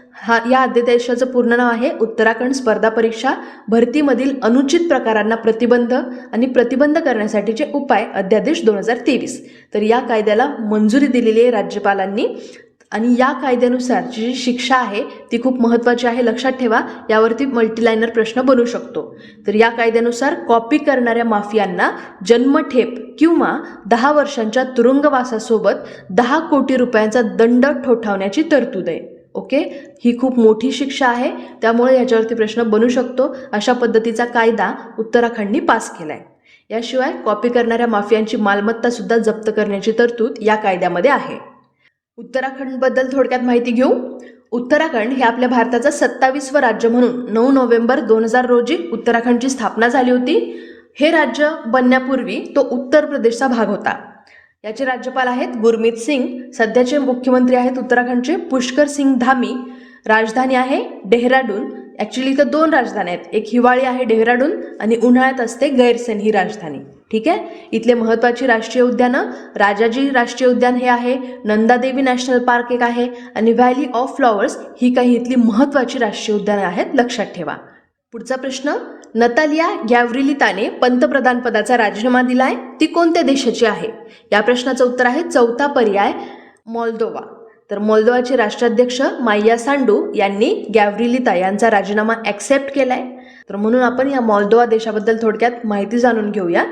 तर मोल्दोवा हा देश पूर्व युरोपातला किंवा रोमानिया आणि युक्रेनच्या मध्ये असलेला एक भूपरिवेष्टित देश आहे. भूपरिवेष्टित देश म्हणजे हा एक असा देश आहे की ज्याच्या सगळ्या बाजूंना जमिनी आहेत किंवा जमिनींनी वेढलेला हा एक देश आहे, म्हणजे याला सागरी किनारा लाभलेला नाही आहे. ठीक आहे.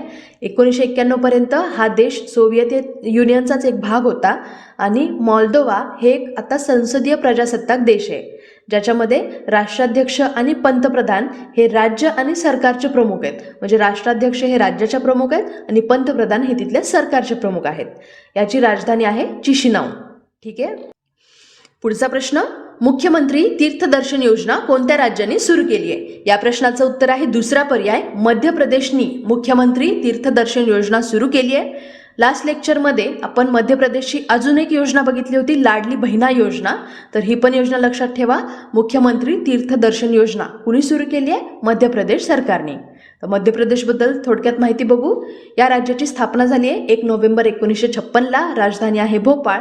सध्याचे मुख्यमंत्री आहेत शिवराज सिंग चौहान. राज्यपाल आहेत मंगूबाई छगनभाई पटेल. इथली महत्त्वाची राष्ट्रीय उद्यानं आहेत बांधवगड, कान्हा, पेंच, पुनो, पन्ना आणि वनविहार. एवढे काही इथले महत्त्वाचे नॅशनल पार्क आहेत. आपल्या मध्य प्रदेशमध्ये बरेच टायगर रिझर्व आहेत, त्यामुळे हे सगळे जे राष्ट्रीय उद्यानं आहेत हे पण नावं लक्षात ठेवायची आहेत. ठीक आहे. पुढचा प्रश्न, दक्षिण भारतातील पहिला औद्योगिक कॉरिडॉर प्रकल्प कोणत्या ठिकाणी होणार आहे? या प्रश्नाचं उत्तर आहे तिसरा पर्याय कर्नाटक या राज्यामध्ये दक्षिण भारतातला पहिला औद्योगिक कॉरिडॉर प्रकल्प होणार आहे. या कॉरिडॉरला ग्रोथ कॉरिडॉर असे सुद्धा म्हणतात. आता हा जो कॉरिडॉर आहे ना, हा एका योजनेच्या बेसिसवरती सुरू करण्यात आलेली आहे. ती योजना आहे आपल्या नरेंद्र मोदींनी सुरू केलेली गतिशक्ती योजना. त्यामुळे गतिशक्ती योजनेबद्दल थोडक्यात माहिती जाणून घेऊ. तर आपले पंतप्रधान नरेंद्र मोदी यांनी 2019मध्ये गतिशक्ती योजना सुरू केलेली. या योजनेचा उद्देश होता की देशातल्या पायाभूत सुविधा, उद्योगांची उत्पादकता वाढवणं आणि रोजगाराच्या संधी सुधारणं. तर या उद्देश ठेवून नरेंद्र मोदींनी गतिशक्ती योजना सुरू केलेली आहे आणि या योजनेअंतर्गत 11 औद्योगिक कॉरिडॉर आणि 2 संरक्षण कॉरिडॉर डेव्हलप करण्याचं नियोजित होतं आणि त्यानुसारच हा पहिला औद्योगिक कॉरिडॉर बनतोय तुमकुरी औद्योगिक टाउनशिप. तुमकुरू हे ठिकाण कर्नाटकातलं आहे, त्यामुळे या प्रश्नाचं उत्तर होतं तिसरा पर्याय कर्नाटक. याच्यामुळे काय होणार आहे तर 88,000 लोकांना रोजगाराच्या संधी निर्माण होणार आहेत. तसंच पुढच्या 5 ते 7 वर्षामध्ये 7,000 कोटी रुपयांची गुंतवणूक आकर्षित होण्याची शक्यता आहे या कॉरिडॉरमुळं. ठीक आहे. युनेस्कोने कोणत्या विद्यापीठाला जगातलं पहिलं जिवंत वारसा विद्यापीठ म्हणून घोषित केले? हा प्रश्न खूप जास्त महत्त्वाचा आहे, कारण भारतातलं विद्यापीठ आहे हे ज्याला जगातलं पहिलं जिवंत वारसा विद्यापीठ म्हणून युनेस्कोने घोषित केले. तर या प्रश्नाचं उत्तर आहे तिसरा पर्याय विश्वभारती विद्यापीठ. या विद्यापीठाबद्दल आता आपण महत्त्वाची माहिती बघू. हे विश्वभारती विद्यापीठ याची स्थापना रवींद्रनाथ टागोरांनी 1921मध्ये केलेली. त्याला आता लवकरच युनेस्कोचा हेरिटेज टॅग मिळणार आहे. याच्यामुळं हे जिवंत वारसा असलेलं पहिलं विद्यापीठ ठरणार आहे, पूर्ण जगातलं पहिलं विद्यापीठ. ठीक आहे. तर विश्वभारती विद्यापीठाचे सध्याचे कुलगुरू आहेत विद्युत चक्रवर्ती. युनेस्कोबद्दल महत्त्वाची माहिती सांगायचं झालं तर याचा फुल फॉर्म आहे United Nations Educational, Scientific and Cultural Organisation. ही युनायटेड नेशनची अशी एक विशेष एजन्सी आहे ज्याची शिक्षण, विज्ञान, संस्कृती आणि दळणवळणाच्या माध्यमातून ही एजन्सी राष्ट्रांमध्ये सहकार्याला प्रोत्साहन देत असते. युनेस्कोचं हेडक्वार्टर आहे फ्रान्स, पॅरिस इथं आणि याची स्थापना झालेली 16 नोव्हेंबर 1945 लंडन, युनायटेड किंगडम इथे. युनेस्कोचे सध्याचे महासंचालक आहेत ऑड्रे एझोले. डॅश डॅश यांच्या 200व्या जयंती सोहळ्याचं आयोजन करण्यात आलं. हा प्रश्न खूप जास्त महत्त्वाचा आहे. या प्रश्नाचं बरोबर उत्तर आहे पहिला पर्याय, महर्षी दयानंद सरस्वती किंवा स्वामी दयानंद सरस्वती असे आपण त्यांना म्हणतो. तर या प्रश्नावरती एक्झाममध्ये क्वेश्चन्स बनू शकतात. खूप महत्त्वाचा प्रश्न आहे आणि आता मी जी काही माहिती सांगणार आहे महर्षी किंवा स्वामी दयानंद सरस्वती यांच्याबद्दल, ती तुम्ही एक ना एक पॉईंट नोट डाऊन करा. ठीक आहे. आता आपण यांच्याबद्दल थोडक्यात माहिती जाणून घेऊया. तर स्वामी दयानंद सरस्वती यांचा जन्म 12 फेब्रुवारी 1824 रोजी टंकारा गुजरातमध्ये झालेला. त्यांचं मूळ जे नाव होतं, म्हणजे त्यांचा जन्म मूळ या नक्षत्रात झालेला, त्याच्यामुळे त्यांच्या आईवडिलांनी त्यांचं नाव मूळ शंकर असं ठेवलं होतं. आणि यावरच्या दोन्ही ज्या लाईन आहेत तर त्या एका STIच्या प्रिलिममध्ये एक्झाममध्ये विचारलेल्या आहेत. ओके. त्यांच्या वडिलांचं नाव होतं अंबाशंकर तिवारी आणि आईचं नाव होतं अमृताबाई. यांचे गुरु जे होते त्यांचं नाव होतं विरजानंद स्वामी. फक्त त्यांच्या वयाच्या 21व्या वर्षी त्यांनी संन्यास घेण्याचा मार्ग निवडला होता. गुरु विरजानंद यांच्याकडून शिकल्यानंतर स्वामींनी संपूर्ण राष्ट्राचा दौरा सुरू केला आणि वैदिक शास्त्रांचं ज्ञान पसरवायला त्यांनी सुरुवात केली. स्वामी दयानंद सरस्वती यांनी सगळ्या धर्मातल्या मूळ ग्रंथांचा अभ्यास केला आणि त्यांच्यामध्ये असलेल्या ज्या ज्या काही वाईट प्रथा आहेत त्यांचा उघडपणे विरोध केला. स्वामी दयानंद सरस्वती हे वेदांमधल्या ज्ञानाला सगळ्यात जास्त वरचं मानायचे किंवा त्यांनाच वेदांमधल्या ज्ञानालाच ते सर्वोपरी मानायचे आणि प्रामाणिक सुद्धा मानायचे. त्यांनी वेदांचं महत्त्व प्रस्थापित करत वेदांकडे चला अशी घोषणा केली. तर वेदांकडे चला अशी घोषणा कुणी दिलेली असा प्रश्न पण आयोग विचारत असतो. त्याचं बरोबर उत्तर असेल स्वामी दयानंद सरस्वती यांनी. एवढंच नाही तर वैदिक धर्माचा प्रचार करण्यासाठी दयानंदांनी 10 एप्रिल 1875ला मुंबई येथे आर्य समाजाची स्थापना सुद्धा केली होती आणि या मुद्द्यावरती सुद्धा आयोगने प्रश्न विचारलेला आहे. ठीक आहे. म्हणून म्हणलं होतं मी एक ना एक पॉईंट नोट डाऊन करा, कारण हे खूप महत्त्वाची व्यक्ती आहेत इतिहासातले आणि याच्याबद्दल जी सगळीच माहिती आहे यांच्याबद्दल ती नोट डाऊन करा. कुठल्याही लाईनवरती मल्टीलायनर क्वेश्चन्स बनू शकतात. ठीक आहे. तर 10 एप्रिल 1875ला मुंबई इथं त्यांनी आर्य समाजाची स्थापना केली होती. 1886मध्ये स्वामी दयानंद सरस्वतीजी यांचे जे अनुयायी होते लाला हंसराज यांनी लाहोरमध्ये दयानंद अँग्लो वैदिक महाविद्यालयाची स्थापना केली होती. ठीक आहे. 1886 याची स्थापना कोणी केली? त्यांच्या अनुयायी ज्यांचं नाव होतं लाला हंसराज यांनी दयानंद अँग्लो वैदिक महाविद्यालयाची स्थापना केलेली. वेदांमधल्या तत्वज्ञानाचं यथार्थ ज्ञान व्हावं म्हणून त्यांनी सत्यार्थ प्रकाश नावाचा एक ग्रंथ संस्कृत आणि हिंदी या दोन्ही भाषेमध्ये त्यांनी लिहिला होता. या ग्रंथामध्ये वैदिक धर्माचं यथार्थ म्हणजे आहे असं स्वरूप त्यांनी सादर केलेलं आणि इतर जे काही बाकीच्यांचे जे मतं होते तर त्या मतांचं खंडन त्यांना करावं लागलं, कारण त्यांना आहे असं जे वैदिक धर्माचं ज्ञान होतं ते त्या पुस्तकातून द्यायचं होतं, ज्याचं नाव होतं सत्यार्थ प्रकाश. या प्रचारात्मक ग्रंथानंतर वेदाचा अर्थ समजण्यासाठी त्यांनी वेदभाष्य लिहायला सुरुवात केली. पण हे जे वेदभाष्य नावाचा जो ग्रंथ आहे तर तो इनकम्प्लीट राहिला, त्यांच्याकडून तो पूर्ण होऊ शकला नाही. त्याच्यानंतर संस्कार विधी हा एक ग्रंथ लिहिला त्यांनी, ज्याच्यामध्ये त्यांनी 16 संस्कारांचं वर्णन आणि ते कसं अप्लाय करायचे हे सुद्धा त्यांनी त्याच्यात सांगितलेलं आहे. त्यानंतर पंचमहायज्ञविधी हे एक छोटासा ग्रंथ आहे. त्याच्यामध्ये त्यांनी रोज काय काय कोणते यज्ञ करायचे असतात तर त्यांचं विवेचन त्यांनी डिटेलमध्ये त्याच्यात केलेलं आहे. याशिवाय अजून एक त्यांच्याशी रिलेटेड महत्त्वाचा ग्रंथ आहे, यावरती प्रश्न बनू शकतो. गोकरुणानिधी हा जो ग्रंथ आहे याच्यामध्ये त्यांच्या अंतःकरणाचं प्रतिबिंब पाहायला मिळतं. ठीक आहे. गोकरुणानिधी कुणी लिहिलंय? तर स्वामी दयानंद सरस्वती यांनी. अजून त्यांच्याबद्दल काही महत्त्वाचे मुद्दे सांगायचे झालं तर मूर्तीपूजेला ते खूप विरोध करायचे. एकेश्वर वादावर त्यांचा विश्वास होता. त्यांनी तेव्हाचा जो समाज होता म्हणजे तत्कालीन समाजामध्ये ज्या काही कुप्रथा व्हायच्या, वाईट गोष्टी व्हायच्या तर त्या गोष्टींविरोधात त्यांनी आवाजसुद्धा उठवलेला आहे. जसं की बालविवाह, सतीप्रथेचा ते तीव्र विरोध करायचे. यासोबतच विधवा पुनर्विवाहाला लोकांना ते जागृत करायचे. यासोबतच त्यांनी महिलांच्या शिक्षणाबद्दल लोकांना जागरूक करण्याचा प्रयत्न केला. आंतरजातीय विवाहाला त्यांनी प्रोत्साहन दिलेलं आहे. जातीय तत्वावर त्यांनी सामाजिक विभाजन हे नाकारलेलं होतं आणि सगळ्या धर्मातल्या लोकांना एकत्र आणण्याचा सुद्धा स्वामी दयानंद सरस्वती यांनी खूप जास्त प्रयत्न केलेला. आणि लक्षात ठेवा, खूप महत्त्वाचा मुद्दा आता सांगते मी, स्वामीजींनीच स्वराजचा नारा दिला होता. त्यानंतर बाळ गंगाधर टिळक यांनी स्वराज्य म्हणजे माझा जन्मसिद्ध अधिकार आहे अशी घोषणा दिलेली. स्वामीजींनीच पहिल्यांदा स्वराजचा नारा दिला होता आणि नंतर बाळ गंगाधर टिळक यांनी स्वराज्य म्हणजे माझा जन्मसिद्ध अधिकार आहे अशी घोषणा दिली होती. आणि त्यांनी आयुष्यभर हिंदी या भाषेला चालना दिलेली आहे. काश्मीरपासून कन्याकुमारीपर्यंत आपल्या संपूर्ण भारत देशाला हिंदीचा अभिमान असावा अशी त्यांची इच्छा होती. आणि अशा या थोर व्यक्तिमत्वाचं 30 ऑक्टोबर 1883ला अजमेर इथं त्यांचं निधन झालंय. ॲक्च्युली हे निधन नाही आहे, त्यांची हत्या करण्याचा प्रयत्न केलेला.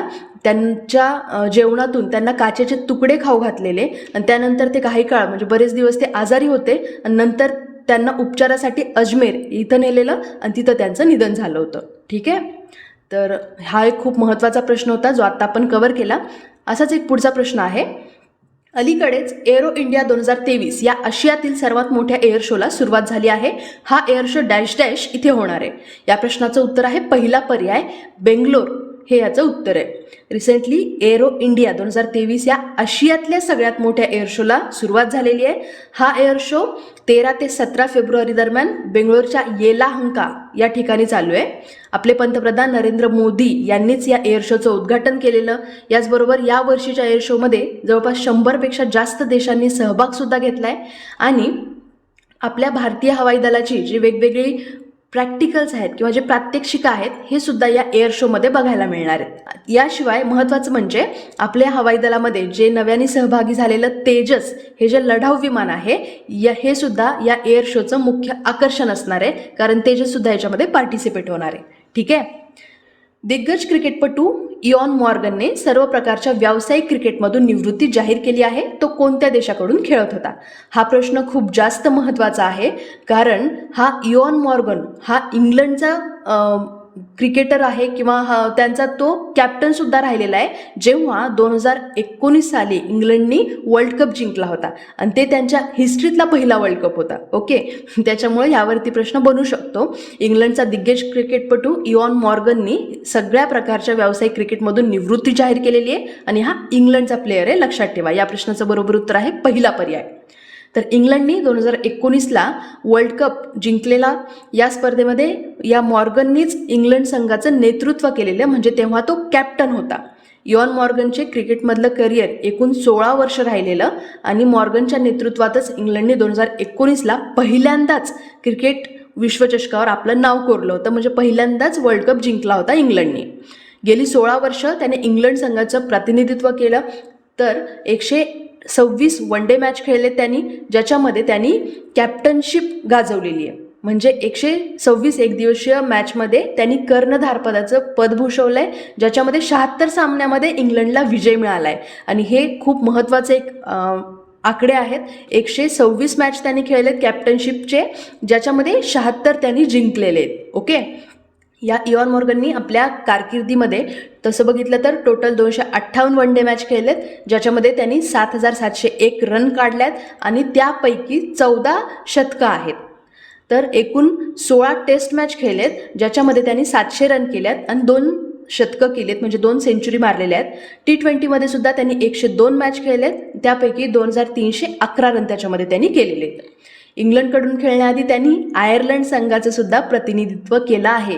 याच्यावरती मल्टीलायनर प्रश्न बनवू शकतो. ठीक आहे, तो आयर्लंडकडून कधी खेळायचा तर 2006 पासून 2009 पर्यंत तो आयर्लंडकडून खेळायचा आणि त्या टीमकडून त्यांनी 23 वन डे मॅच खेळल्या, ज्यामध्ये त्यांनी 744 रन काढले होते, ज्यामध्ये 1 शतक सुद्धा होतं. ठीक आहे, तर असे हे इयॉन मॉर्गन ज्यांनी आता रिसेंटली निवृत्ती जाहीर केली आहे, ते इंग्लंडचे क्रिकेटपटू आहेत. ठीक आहे, त्यासोबतच काही महत्त्वाच्या रिटायरमेंट पण बघून घेऊ थोडक्यात. जोगिंदर शर्मा यांनी सगळ्याच आंतरराष्ट्रीय क्रिकेटमधून रिटायरमेंट जाहीर केली आहे. हाशिम आमला साऊथ आफ्रिकेचे प्लेयर आहेत. फरहान बेहार्डियन हे पण साऊथ आफ्रिकेचे आहेत. दिनेश रामदीन वेस्ट इंडिजचे प्लेयर. बेन स्टोक्स अगेन हे इंग्लंडचे प्लेयर आहेत. त्यांनी वन डे इंटरनॅशनलमधून रिटायरमेंट अनाऊन्स केली आहे. तमीम इक्बाल बांगलादेश आहेत, त्यांनी आता T20मधून रिटायरमेंट अनाऊन्स केली आहे. आणि सानिया मिर्झा या आंतरराष्ट्रीय टेनिस खेळणार नाही आहेत आता. ठीक आहे, पुढचा प्रश्न. अलीकडेच भारतीय संघाची स्टार फलंदाज डॅश डॅशला महिला प्रीमियर लीगच्या लिलावात सर्वाधिक बोली लागली आहे. हा प्रश्न खूप जास्त महत्त्वाचा आहे, कारण अशाच पद्धतीचा प्रश्न IPL संदर्भात आयोगाने यापूर्वी सुद्धा विचारलेला आहे, महिलांच्या संदर्भात विचारलेला नाहीये. त्यामुळे हा प्रश्न ॲज इट इज प्रश्न एक्झाममध्ये बनू शकतो. ठीक आहे, या प्रश्नाचं बरोबर उत्तर आहे पहिला पर्याय स्मृती मंधाना. तर IPLच्या धर्तीवरती BCCIनी महिलांसाठी आयोजित केलेल्या वुमेन्स प्रीमियर लीगसाठी रिसेंटली एक लिलाव पार पडला. स्मृती मंधानाला RCB संघांनी 3.4 CRची बोली लावत आपल्या ताफ्यामध्ये त्यांनी आता सामील करून घेतले, म्हणजे आता RCB कडून खेळणार आहे स्मृती मंधाना. विशेष म्हणजे विराट कोहली सुद्धा RCB कडूनच खेळतो आणि विराट कोहलीच्या पाठोपाठ आता स्मृती मंधाना सुद्धा रॉयल चॅलेंजर्स बेंगळुरू म्हणजेच RCB कडून खेळणार आहे. महिला IPL साठी पहिली बोली स्मृती मंधानाला लागली, जी आत्तापर्यंतची सगळ्यात मोठी बोली सुद्धा ठरलेली आहे. आणि तिच्यानंतर एक दुसरी महागडी खेळाडू ठरली आहे ॲशले गार्डनर. ही ऑस्ट्रेलियनची महिला क्रिकेटर आहे. ॲशले गार्डन नाव लक्षात ठेवा. आणि ती कुणाकडून खेळणार आहे तर गुजरात जायंट्सकडून.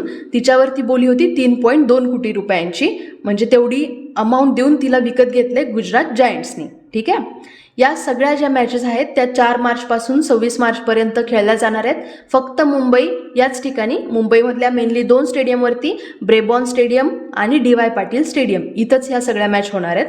ठीक आहे. तर एवढे काही पॉईंट नोट डाऊन करा, लक्षात ठेवा. IPLचे सध्याचे चेअरमन आहेत अरुण धुमाळ, हे सुद्धा माहिती असू द्या. आणि हे कोण अरेंज करतं IPL तर BCCI अरेंज करतं. आणि BCCIचे सध्याचे चेअरमन आहेत जय शहा. ठीक आहे. पुढचा प्रश्न. अलीकडेच राष्ट्रपती द्रौपदी मुर्मू यांनी 13 राज्यपालांची नियुक्ती केली. त्यानुसार अनुसुईया उईके यांची डॅश डॅशच्या राज्यपालपदी नियुक्ती करण्यात आली. हा प्रश्न आपण लास्ट लेक्चरमध्ये कव्हर केलेला आहे, पण तुमचं रिव्हिजन व्हावं या लेक्चरमध्ये सुद्धा, म्हणून मी इथे इन्क्लूड केलाय. ठीक आहे. 13 राज्यपालांची नावं ॲट अ टाइम लक्षात ठेवणं थोडं अवघड जाऊ शकतं. तर ह्या ज्या अनुसुईया उईके आहेत यांची आता मणिपूरच्या राज्यपालपदी नियुक्ती करण्यात आलेली आहे. ठीक आहे. या प्रश्नाचं उत्तर आहे दुसरा पर्याय मणिपूर. यासोबतच आपण बाकीचे सुद्धा राज्यपाल आणि उपराज्यपाल कुठे कुठे नियुक्त करण्यात आलेत ते सुद्धा बघून घेऊयात. लेफ्टनंट जनरल कैवल्य त्रिविक्रम परनाईक हे आता अरुणाचल प्रदेशचे राज्यपाल असतील. लक्ष्मण प्रसाद आचार्य सिक्कीमचे राज्यपाल म्हणून नियुक्त करण्यात आलेत. CP राधाकृष्णन झारखंडचे राज्यपाल झालेत. शिवप्रताप शुक्ला हिमाचल प्रदेश राज्यपाल. गुलाबचंद कटारिया आसामचे राज्यपाल. निवृत्त न्यायमूर्ती S अब्दुल नजीर आंध्र प्रदेशचे राज्यपाल. विश्वभूषण हरिचंदन छत्तीसगडचे राज्यपाल. अनुसुईया उईके ज्याबद्दल आता आपण हा प्रश्न बघतोय ह्या मणिपूरच्या राज्यपाल आहेत. L गणेशन नागालँडचे राज्यपाल. फागू चौहान मेघालयाचे राज्यपाल. राजेंद्र विश्वनाथ आर्लेकर बिहारचे राज्यपाल. रमेश बैस हे आपल्या महाराष्ट्राचे राज्यपाल झालेले आहेत, नाव लक्षात ठेवा.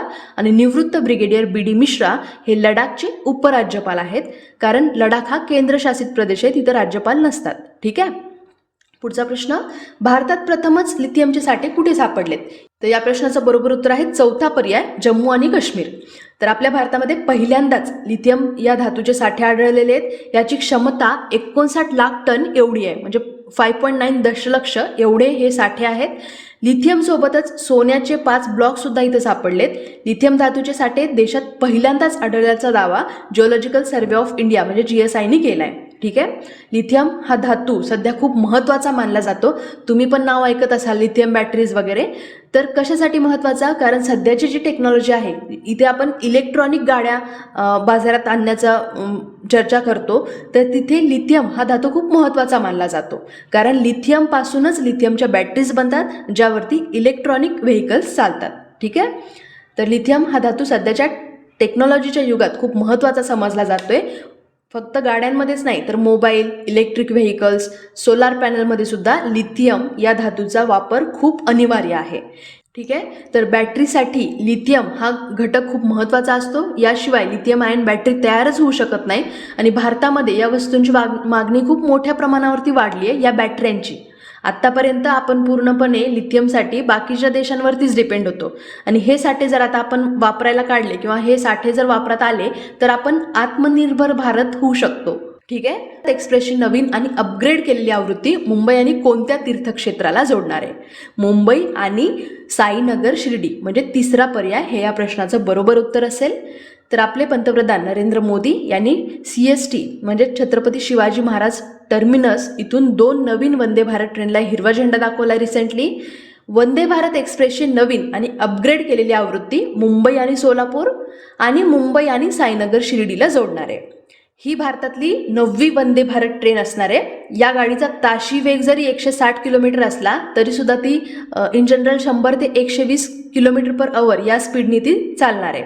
आणि जिथे घाट असतात अशा परिसरामध्ये तिचा स्पीड 55 किलोमीटर एवढा असणार. वंदे भारत एक्सप्रेस ही भारतीय रेल्वेची एक सेमी हाय स्पीड रेल्वे सेवा असणार आहे. संपूर्ण भारतीय बनावटीची ही ट्रेन आहे जी की चेन्नई इथल्या इंटिग्रल कोच कारखान्यामध्ये बनवली जाते. ठीक आहे.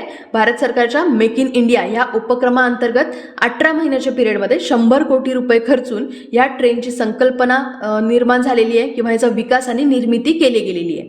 ह्याचा खर्च किती, तर 100 कोटी रुपये. कुठं बनवण्यात आली, तर चेन्नई इथल्या इंटिग्रल कोच कारखान्यामध्ये. ओके.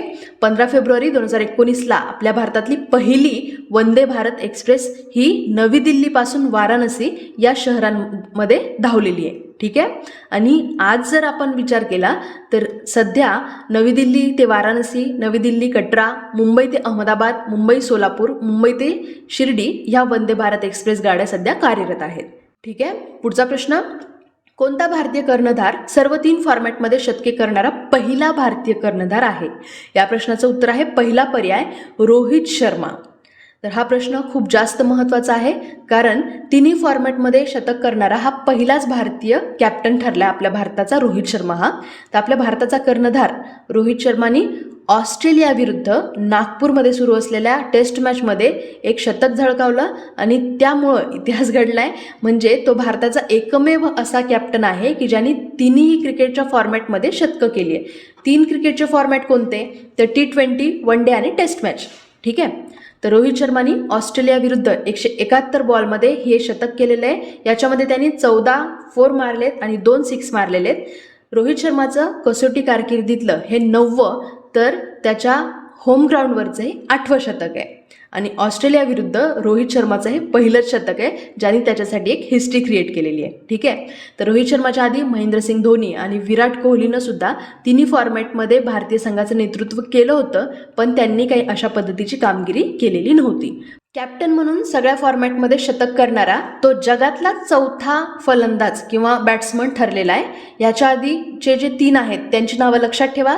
यापूर्वी अशी कामगिरी श्रीलंकेच्या तिलकरत्ने दिलशाननी केलेली, फाफ डुप्लेसिस आणि बाबर आझम यांनी अशा पद्धतीची कामगिरी केली आहे. म्हणजे कॅप्टनशिपमध्ये असताना तिन्ही फॉर्मॅटमध्ये वन डेमध्ये, टेस्टमध्ये आणि T20मध्ये त्यांनी सेंचुरी केलीत. असे 3च कॅप्टन आहेत. ठीक आहे. नाव लक्षात ठेवा, तिलकरत्ने दिलशान, फाफ डुप्लेसिस आणि बाबर आझम. ठीक आहे. तर अशा पद्धतीने हा वीक आपण कम्प्लिटली चांगल्या पद्धतीने अभ्यासलेला आहे. जर अशाच पद्धतीने तुम्हाला तुमचे वीकली करंट अफेअर्स एका सिटिंगमध्ये कव्हर करायचे असतील तर तुम्ही माझे हे लेक्चर्स विजन स्टडीवरती नक्की फॉलो करा आणि हे लेक्चर्स तुमच्या फ्रेंड्ससोबत पण शेअर करा. ठीक आहे. चला तर मग भेटूया आपण पुढच्या लेक्चर्ससोबत. तोपर्यंत जय हिंद, जय महाराष्ट्र. धन्यवाद.